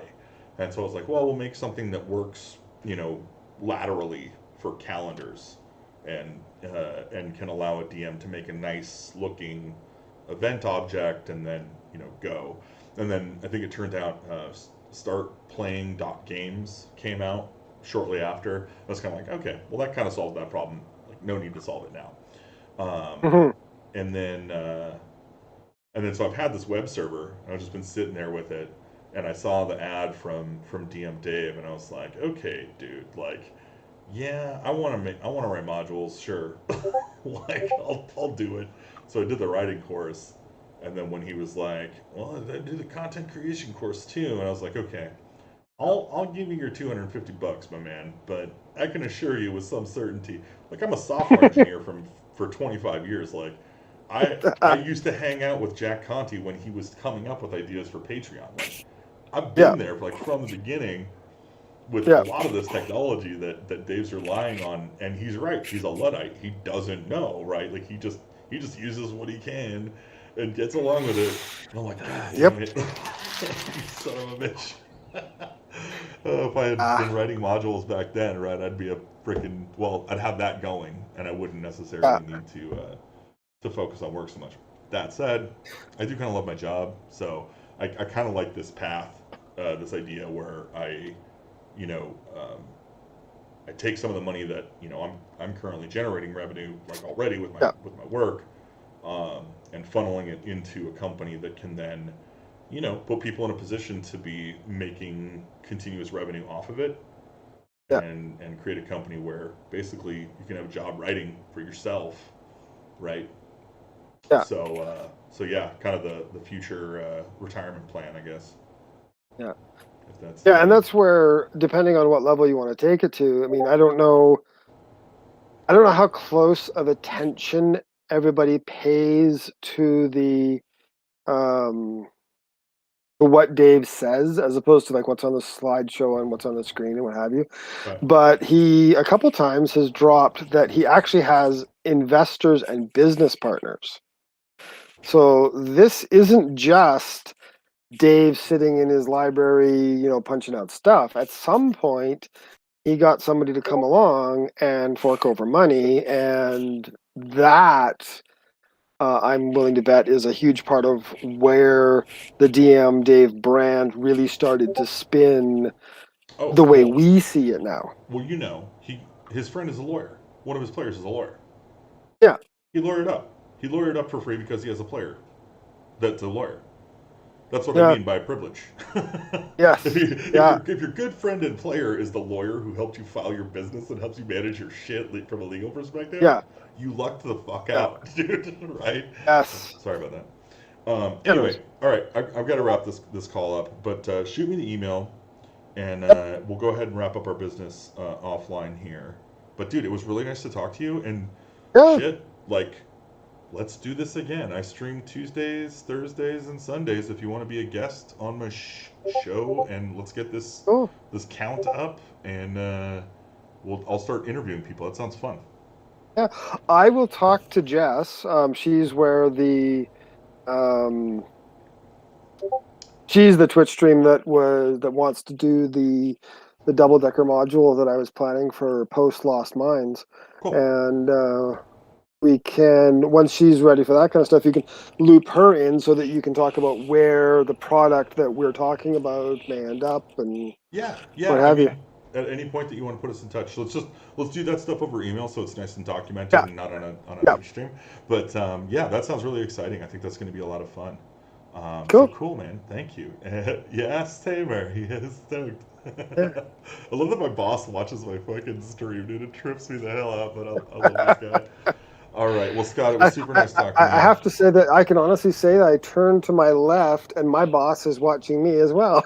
Tell your wife I said hi. The lovely Yeah. cartographer gets a nod from Yes. Watcher DM. Thank you so much. Yeah. All right, I'll talk to you later, Scott. Okay. Talk to you a bit. Bye. Well, that was fun. I got to do my business out in public. This is it's a whole new world. Um, so Tamer, you're the only soul in here looking. What do you think so far? Is the image looking pretty poppin'? I only need a couple more things to color. It's looking good so far. I'm excited to start these little guys down here now. They're my little wino leper were spiders, which is not even close to the most bizarre thing in the module, but it's there. It's lit. It's lit, fam. All right, let's do the word. Let's do the leper were spiders. Let's cut this. Cut this code.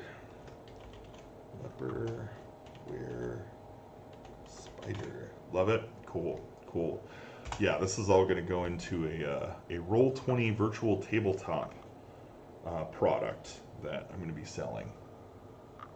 Aw, that's so sweet. Yeah, I've got that. I've got that kind of voice. The boom, boom, boom. Holy smokes! I gotta say, I had probably the most effective meeting I've ever had in my life the other night with Prithi and Siraj and all the guys on the team. It was yesterday night, and we did this 2 hour like going over the spec thing, um, and I was like really like just driving the shit out of the meeting and like being like, okay, like what are the questions? What are the, and everybody spoke up. We had like really good questions and really good information passing. And it was like, by the time we came out of it, I think everybody was like, yeah, we're going to knock the shit out of this feature. So I'm stoked that whole thing went really, really well. Today's work went really, really well. We've got Thursday and Friday to knock out some of the features. And we trimmed the scope. We got the scope pared down like on two fronts. Super sweet. Super stoked about it.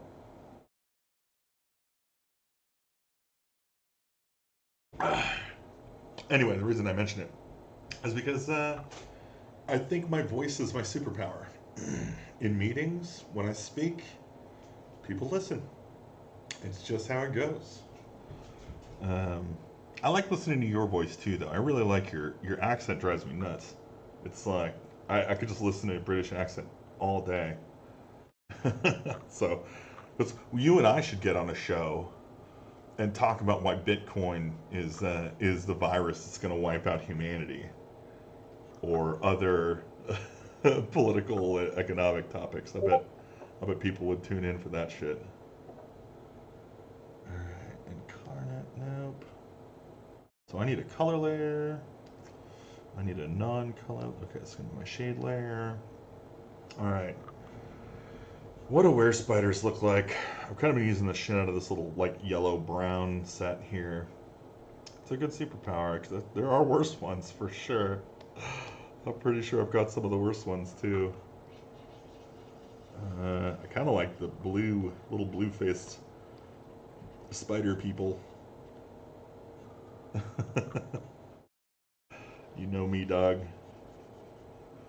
You chilling with the missus tonight, just relaxing? Blue, go for it. Anna says go. I'm in. Well, it's nice to meet you, Miss Claire, Miss Shafik. Shafik. I am not 100% sure how to pronounce your last name. I shouldn't even try. And the thing I'm most excited about in this scene right here is our bright, flamey orange that's gonna go. Ooh, so bright, so flamey, so good.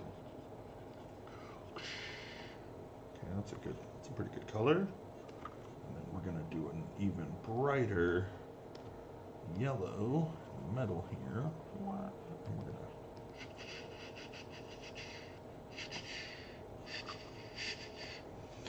You guys working on any cool? What do you call them? The things that you're in love with, Tamer. When you change your house, you know what I'm talking. I don't know what the word is suddenly. It has leapt out of my mind. But here's a word. Is Anna Claire? Oh, cool. Yes. You know, I always like the idea of keeping your name. I think it's a good instinct as we move into the new age, new millennium. This is Photoshop. This is the new 2021 Photoshop from Creativity Suite. I actually got all like the whole Creativity Suite, so I like have the animation one and renovations. When you write that, it says Renos to me, and there is only one Reno. It's the biggest little city in the world, and it's also, ironically, the town that eats its own young. So that's probably how it got to be the biggest little city in the world. Am I on the wrong? God damn it, I'm on the wrong layer. Doesn't matter. I can swap them. Fix it in post. All right, so I've got a nice fire going. I've got a couple of blue-faced winos. I think we're gonna do some weird colored, maybe striped shirts. Like they're little, I don't know, sailors or something. Let's try it. Let's try it and see how it goes. Kind of Bob Ross the shit out of it, you know what I'm saying? Such pro. Yeah. I've tried using other tools like Krita and there's a few others out there that I've kind of taken a stab at, but I keep coming back to Photoshop. I learned it when I was a teenager at one of my first jobs, the Java.net Cyber Cafe. I love this little red striped shirt, by the way. I think it's going to be the new fashion in fall. Let's pop some gray blue. Nope, can't do the gray blue because I got the gray blue. Let's maybe a shady green trousers. This is some Where's Waldo shit going on here. Where's Waldo? I think you mean where's Wino? Har har har har. Oh yeah, don't do that. If you're gonna use a color, use the one you were up. Wrong button. It's the one you already picked. And yeah, I mean, I'm not a professional. Shit, I'm not a professional anything. TBH, you're my boss. Who do I have to? I'm not going to impress you here with my professionalness. You know what I am. But yeah, I like using the right tool for the job. I just started doing some VO, some voiceover work. As you mentioned, my superpower is voice.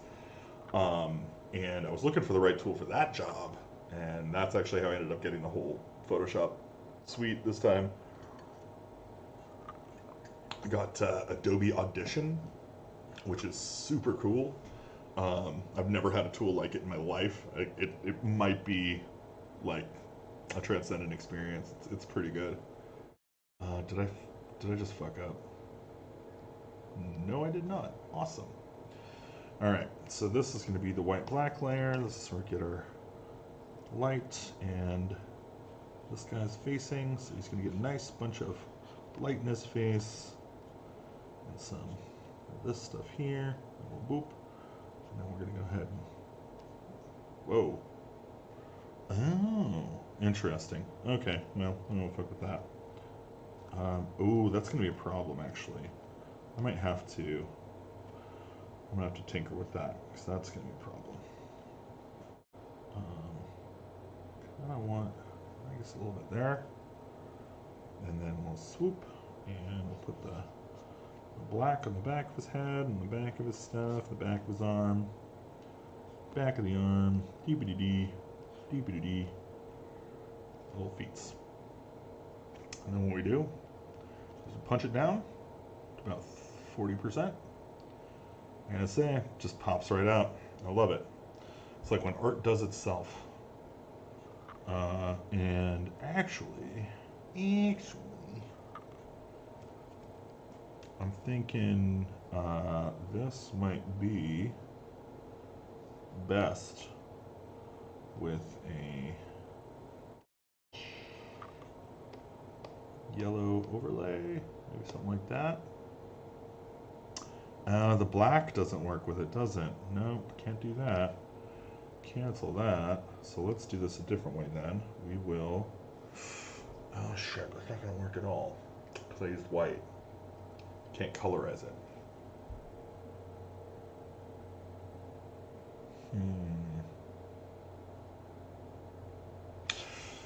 There's a solution that I don't want to implement that is redrawing that and doing yellow. And I could redraw it and it would probably be a good idea, but I'm not going to fuck with it right now because I kind of just want to get through this. So we're going to do that, bring this one down a little bit, and in this one, I'm going to go ahead and add a little spice. Awesome spice. Awesome spice. The warmth on your face. Whoops. Gotta look out for the lines now. I'm on top.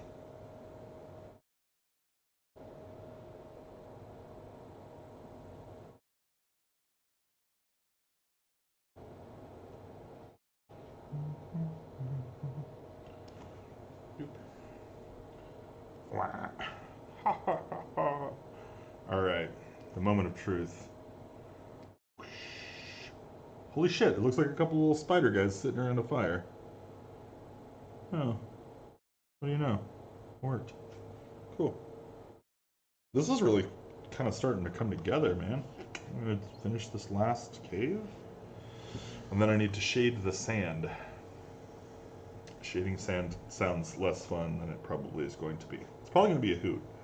This thing, though, I'm a little concerned about because it is not... So, this isn't a regular desert.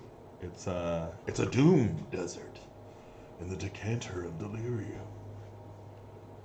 And in that context, there's not a lot of places for caves to be. I'm not really sure where this cave came from.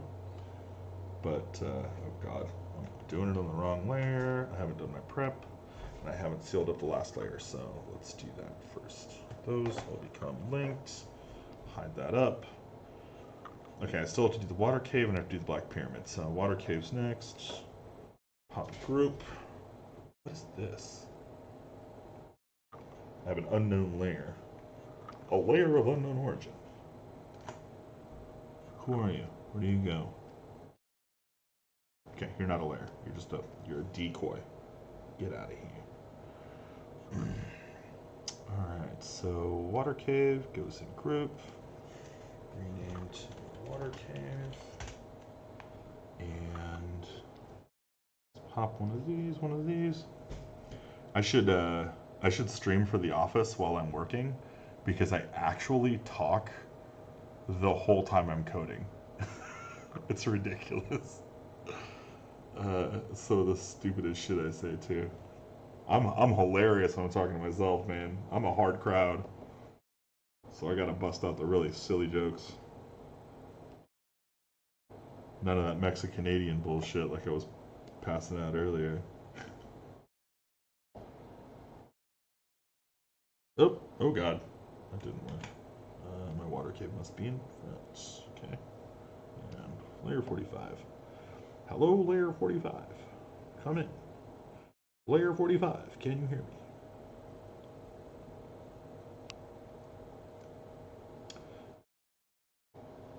You know what I need to listen to? I encourage anybody out there to listen to it. I should just have a Google Meet open all day. Jolie and I are like this close to being there already. Like, so her and I are on the damn phone all the fucking time, man. She's got me. How do I say this? Translating. So anytime she needs to interact with an engineer who's like a little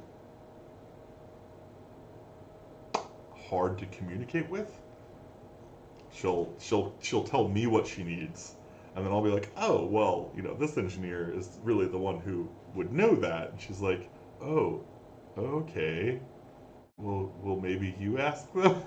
I'm like, yeah, dude, I got you, man. So it's pretty funny. It's been a joy though. It's been really nice having a PM who's there, present, trying. My God, the poor shit, the poor girl with what tomorrow's demo and stuff. Like, we really got to get something. I don't know why I did that. I can't be coloring over here while I'm working on a layer over here. They don't work. You wait till OG Jolie starts. Do we got to have another Jolie? We're gonna be a double Jolie company. Is that legal in Canada? I don't know if we're ready for that. Two Jolies is gonna be nuts. Yeah, I'm not prepared. I don't even know if I'm ready, if I'm handling the first one right. Um, but shit, I mean, I'll do what I have to do, I guess. Yeah. Interesting stuff. Okay, let's see here. So, it's kind of a shitty cave, but it's a cave. Like, is there a great way to draw a good looking cave? I don't know. I mean, I could put a lot more time and energy into it, but I don't know how much I'm going to get out of it, you know what I'm saying? And what's worse, it will be a blast. Oh my God, and P. Diddy? When P. Diddy comes on and Salaman comes on, there's gonna be some rockstar shit. We're gonna get some stuff done at a level that will blow your fucking mind, my dude. It's gonna be so good. That was actually what it needed right there. Boom. Maybe I can even, maybe a little more. Let's get a little lighter on top here. Let's toss a little bit into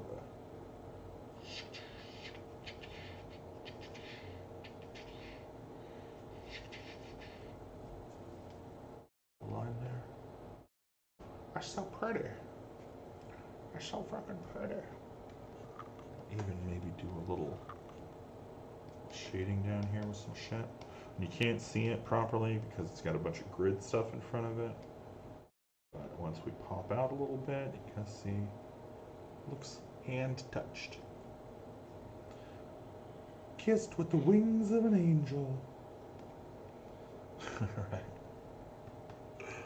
Let's tap all this shit. Do. Close this up. So, I'm not going to lie, Tamer. I am hard pressed to believe that on a Wednesday night, you and your wife find watching one of your employees' nerdy D&D streams the form of entertainment that fits most with your lifestyle. But if that is in fact the case, whew, man, you lucked out, I guess. I don't know. Like, I would totally be down to have a SO that watched crap like this. I guess. What leperware spiders? Let's see how they. Where do you guys sit? I think they sit over here.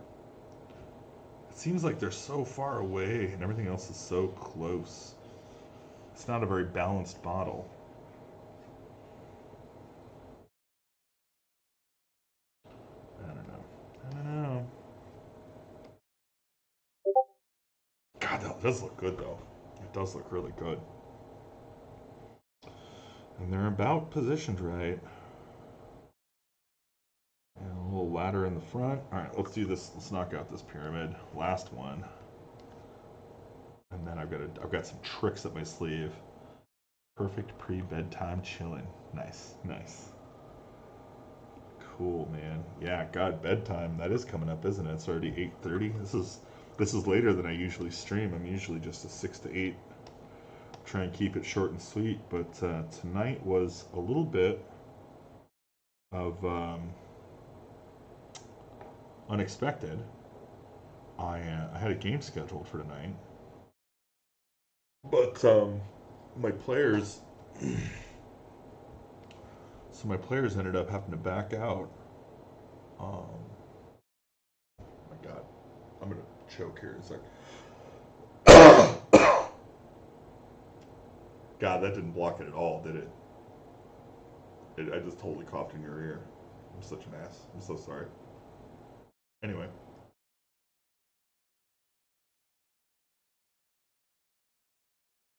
one of my players has I think their cat had to go to the vet, something. This is a pet emergency.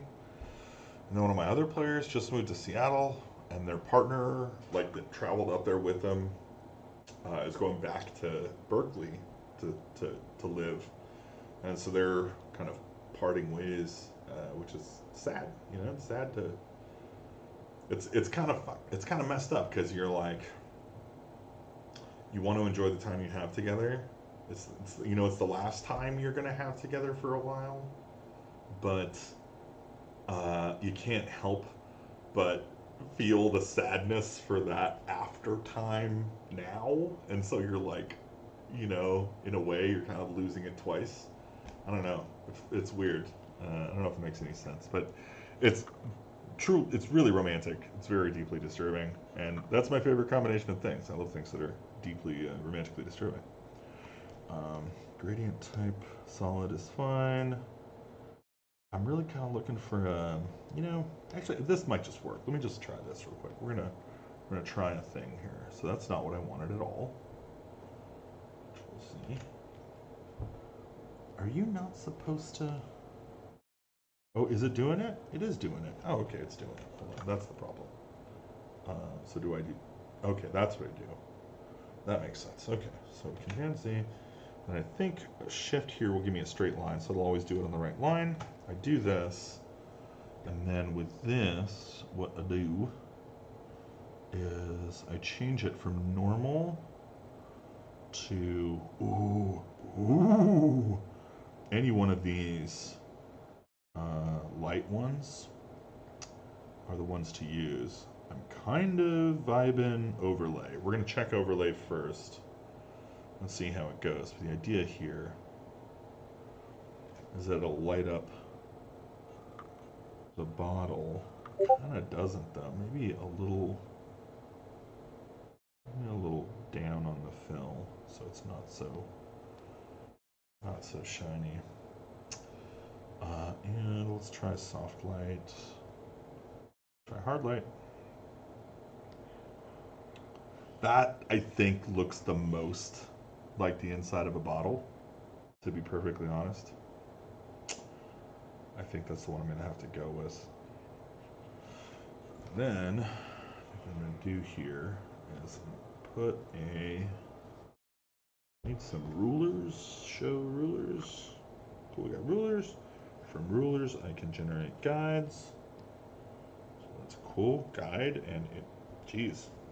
I'm pretty sure I hand drew these sides. I'm kind of impressed that they're even kind of straight. But that's how it goes, I guess. Sometimes you get lucky. And then I'm gonna grab from this side to this side, and we're gonna do the same thing. We're gonna do gradients. We're gonna pop a new layer, and I'm gonna do the white on black gradient. Only this time I'm gonna push. Okay, no, I need it even farther than that.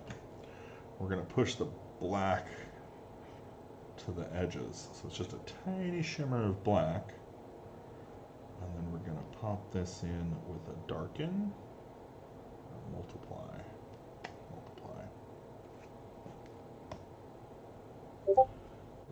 of these. And then get rid of that. This is still on top. Which maybe it shouldn't be? Ooh, yeah, it shouldn't be. It looks better when it's inside, huh? Cray cray. I do need to... I think maybe it's this layer here that I need to... do some erasing. Let's get way in there.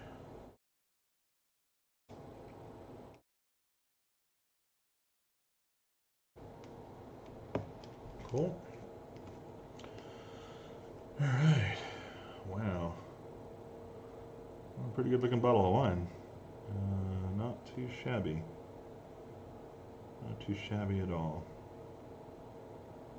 All right. Never did the black pyramid. Totally said I was gonna. Didn't. That's how I roll sometimes. Another layer. Background color. All right. Let's zoom in on this.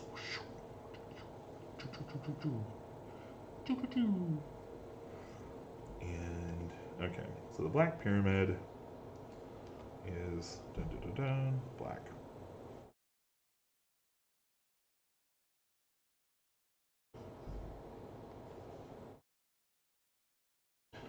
Oh, so you were asking the program I'm using, but I don't know if you're familiar with the tool I'm using. This is a Cintiq Pro 16. It's basically a monitor with a tablet, and it is a stonking dream come true. I absolutely love this thing. I got one for my niece for their birthday last year because I got this for myself, and I was like, oh my god, this is totally hard, should be done. So I hit him up, I was like, hey, you want a Cintiq? They were like, yeah, yes. I was like, cool, you're getting one. Now, of course, she's like, that was the best birthday gift ever. Uses it every day. And does some really high quality art. My niece is hyper creative and always has been. They've always done really, really cool, creative, bizarre ass art. And we bond over Blazeball. Which, if you don't know what Blazeball is, look up Blazeball. You'll thank me later. But it's pretty ridiculous shit.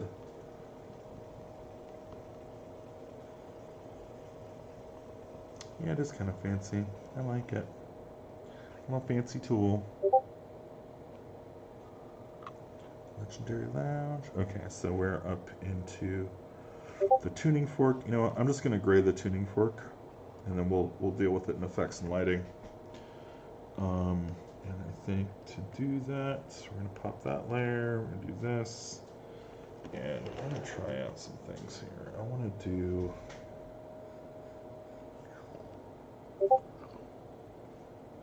Nope.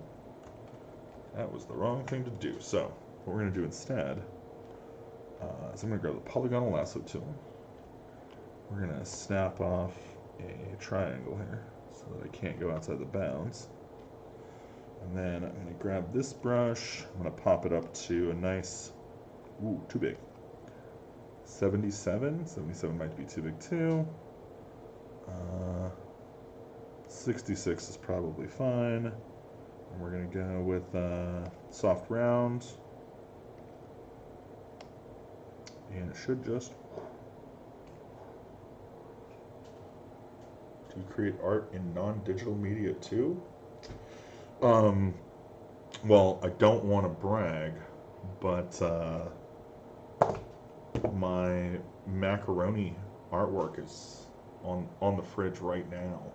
I'm just kidding. I'm joking. Yes, I used to do acrylic on canvas pretty regularly. Of course, Illustrator drawing and stuff forever. And I'll show you some of my. I do something. It's kind of weird. It's a nerdy hobby. I'll show it to you.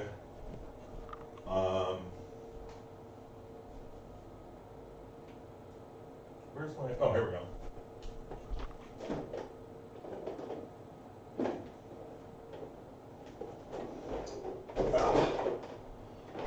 grab some out of here so you can see some of the old stuff I've done. But these are miniatures for fantasy wargaming or Dungeons and Dragons, and they're all hand painted. Oh gosh.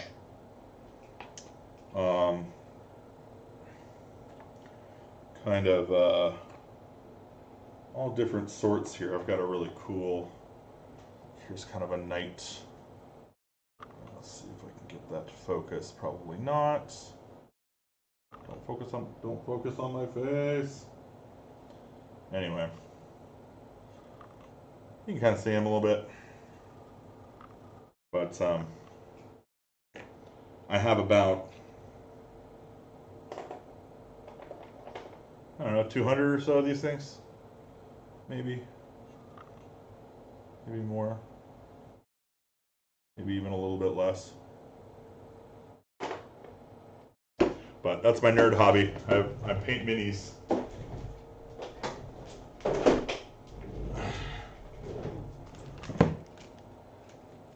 And when I run my Dungeons and Dragons games, I use those minis when we play in a real tabletop to represent, the state of the board or the state of the world or whatever I need to represent to my players. So you should see them in real life. They're very detailed. And you make a good point. I have no idea. My dad wears glasses. My mom wears glasses. My grandparents on both sides wear glasses. But I've always had good eyesight. I've had 20/20 vision my whole life.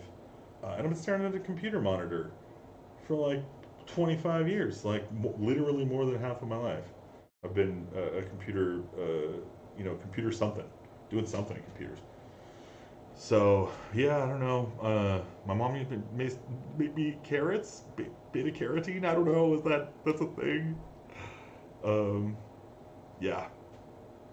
Oh, that's mean, Tamer. You shouldn't say that. But Anna, if it's any consolation to you, I exclusively am attracted to people who wear glasses. So maybe I'm siphoning their eyesight from them.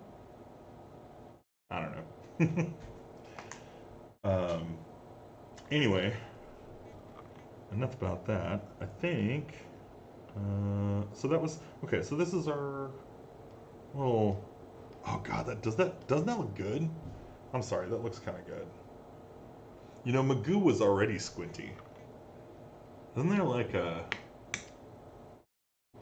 Magoo? There's a really good TED Talk.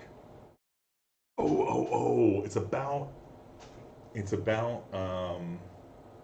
the white people in Africa. Like there was this famous explorer back when explorers go on safari or whatever and shit, in the, like late 1800s or mid 1800s or something, and he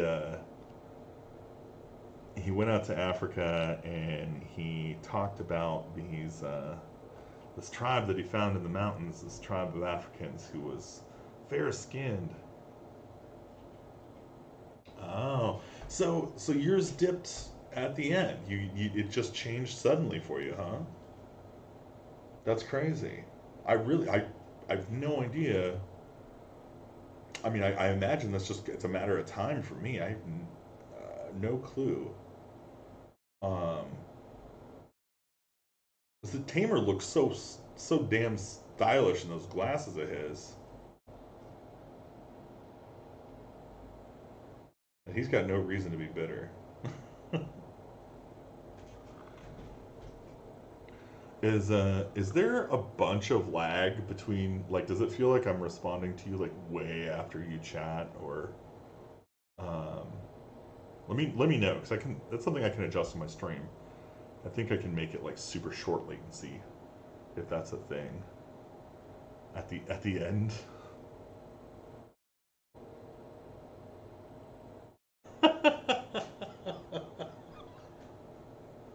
Well, shit. I mean, I can only imagine you must be probably not that much older than me.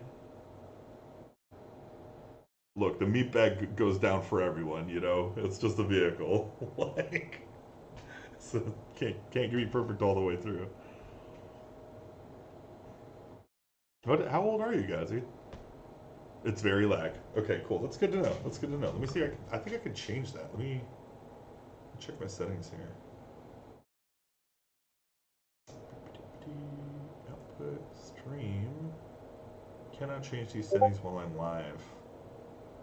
1990s. Oh my god, dude. Remember the dial-up noise? Like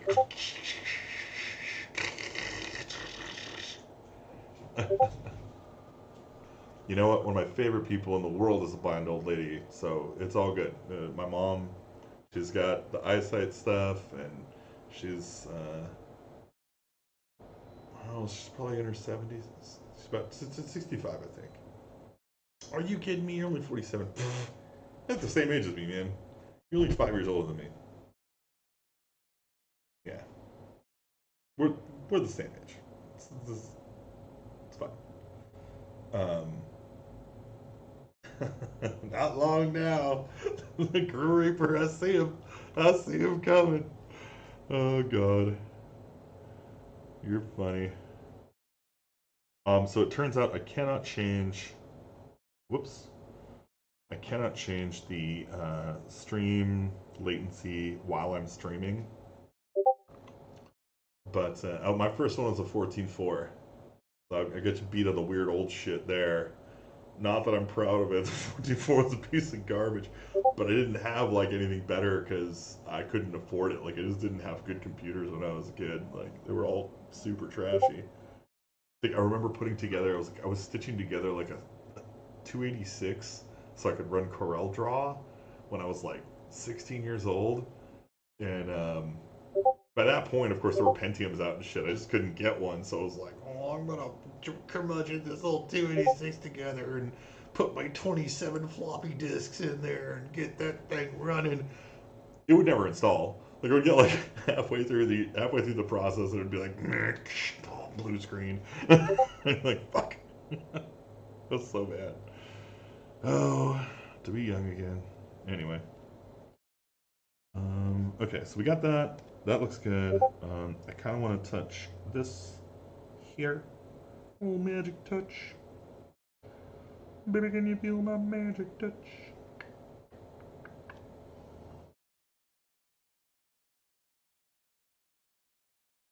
You know, when I was younger, I used to be a juggler comedian. I was a comedian juggler for a couple years.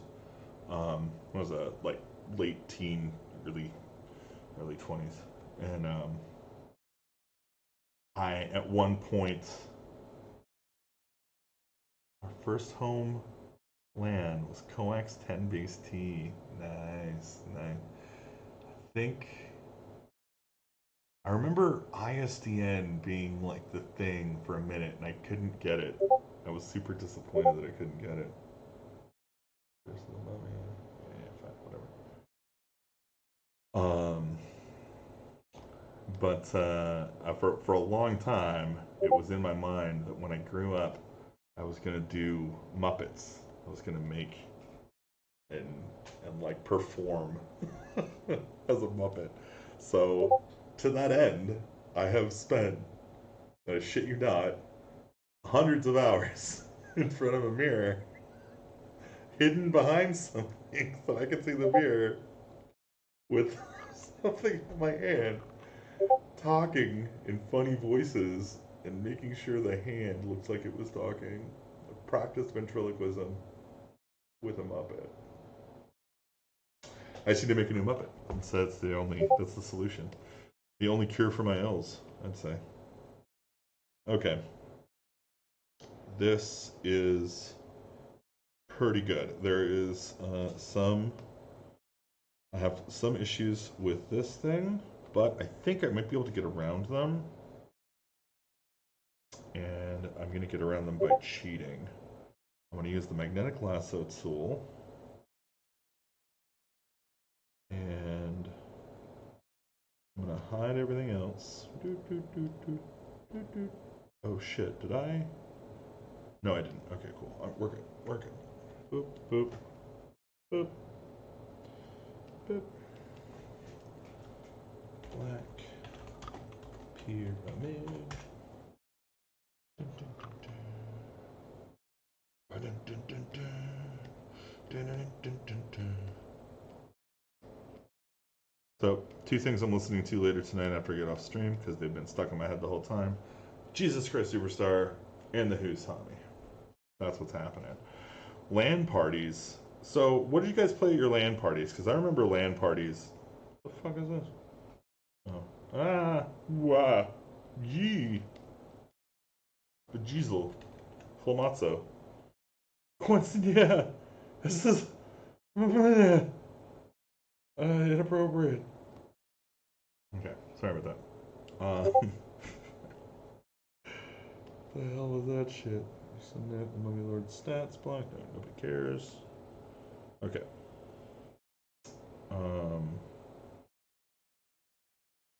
Whoa. I remember playing Counter Strike. I think was, or oh no, it was before Counter Strike. It was Half Life. We were playing Half Life mods because that was what I think was out at the time. Age of Empires.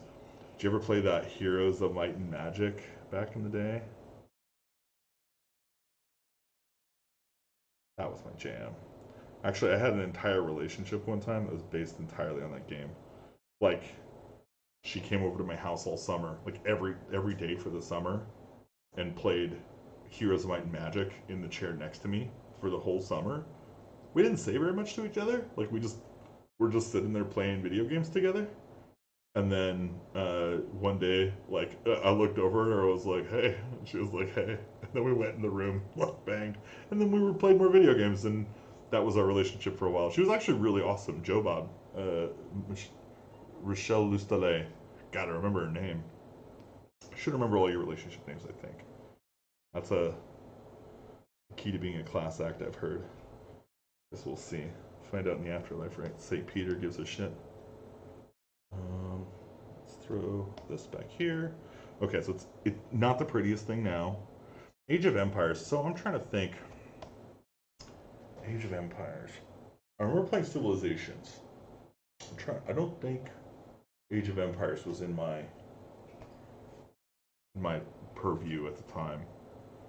I remember playing quite a bit of Abe's Oddworld on the PlayStation when I was like 19-ish, 18, 19. Alright, let's drop these in here. Of course, they look nothing like the original drawing anymore, so I can scratch that. That was just a sketch. Nope, leave the sketch off. Add all the parts back in. And zoom out. Zoom in. Let it out and let it in. And it just begin. No shit. Alright, is it on Steam? Let me grab this crap on Steam. I'll play some Age of Empires with you.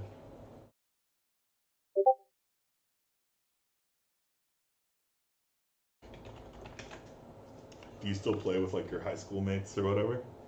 Or whoever you were playing with back then, I guess.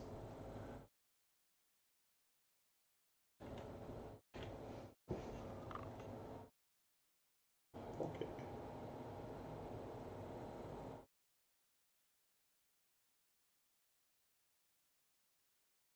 Oh my god, Steam is so good. Why is it so good? Every time I open it, I'm like, oh, there's so many video games I could play. Then I'm like, no, no video games for you. You've got a bunch of fucking work to do. Man, I gotta tell you, I envy that. I do not have. I have friends that I still know from high school, but we've changed so much that I don't even. I mean, I wish them well. I love them a lot somewhere in my heart, but we wouldn't even have anything in common if we were to talk.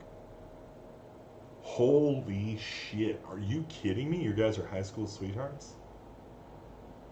That's ridiculous. That's awesome. Congratulations. Were, okay, weird question. Were you together the whole time? Like, did you met in high school and you just were together that whole time? You just knew? I don't know if it's not too personal of a question.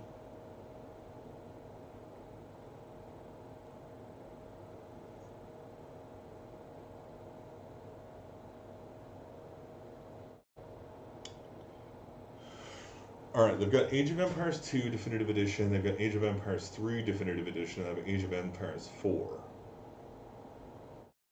I'm assuming. Which one do you play? Was it the Definitive Edition? University, 26 years. So, okay. So that's you met in university. Okay. That's cool. That's cool. That's yeah, that seems reasonable. I met my wife when I was 16, 15 years old, and we dated until I was like 18, and then she totally trashed me, broke my heart. It was terrible. I moved out to Colorado for like 10 years, and then she like randomly hit me up out of the blue. Two or three. Okay, cool, cool. I'll grab it. She hit me up out of the blue like 10 years later and was like, "Hey, I'm getting a divorce." And I was like, "Oh, well, what's up?" And we ended up getting like dating and getting back together, and then we eventually got married, and then we ended up getting divorced because she had some mental health issues that just we couldn't find a medium ground. We couldn't get her the medication she needed, and the issues she had made her violent, and so she'd get violent and physical with me, and of course I could handle it, but like you shouldn't. Like you want to stay in an abusive relationship, it's abuse, and and I knew that like it was just a matter of time. Like if she gets physical with me, the cops will get called at some point, and it doesn't matter if I've touched her or not. It's a domestic. They're gonna take me to jail, and I'm Mexican. They'll just leave me there to rot. So I was like, shit, Mel, I love the crap out of you, but we're at an impasse. I can't, I can't stay with you and stay free, and yeah.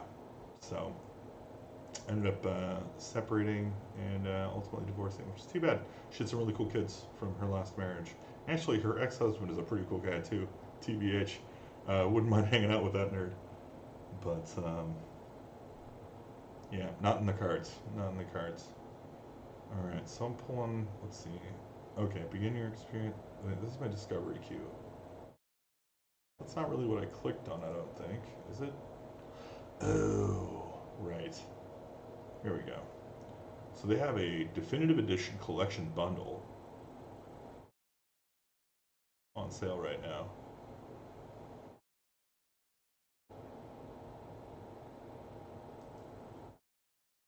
I'll grab that. That seems legit. One of these days, man, let me know. Oh, hey, everybody's got their own stuff. For my part in it, I got some great memories. I've got some great pictures. I got to learn a lot about love and suffering and where those two meet. And I came out of it a better person. Like, I'm I'm happier now probably than I've ever been in my life. So I think that's probably a good thing. But congratulations to you and 26 years of marriage. That's phenomenal in the modern day. So congratulations to you both. And Black Friday Bundura. I don't know what that means. Bunduru. Black Friday Bunduru. Bunduru.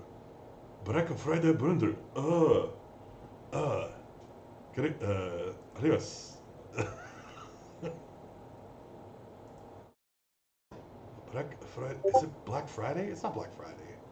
It's not Friday. The fuck are you talking about, Tamer? You've gone off the deep end, my dude. All right. Well, it's been a joy speaking with you. It's been a joy streaming for you. I hope you have a wonderful night and got all your fill of my beautiful sultry voice. But I am kind of done with this piece of art now, so I need to go do a bunch of file magic-y things and turn in for bed. I don't watch South Park. I don't watch garbage United States television. I think it rots your brain. So you're my case study for that, Tamer. Anyway, um, Anna, thank you again so much for coming to the stream. Tamer, um, whenever someone says bundle, bundra, baraka freda bundru. All right, man. I'll see you tomorrow, dude. Have a good night. Yeah, and I'm gonna throw on some music and do a fade out. We'll see. So I'm gonna mute my mic and start that whole thing. Have a good night.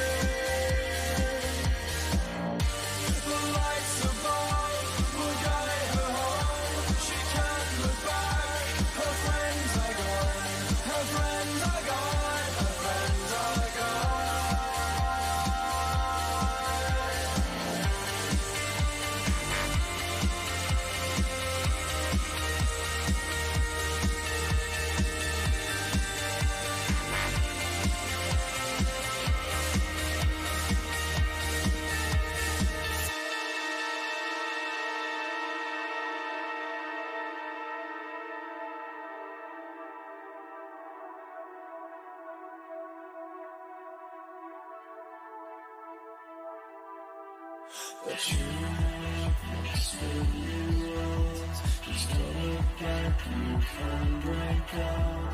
Just don't look back. find yourself anew.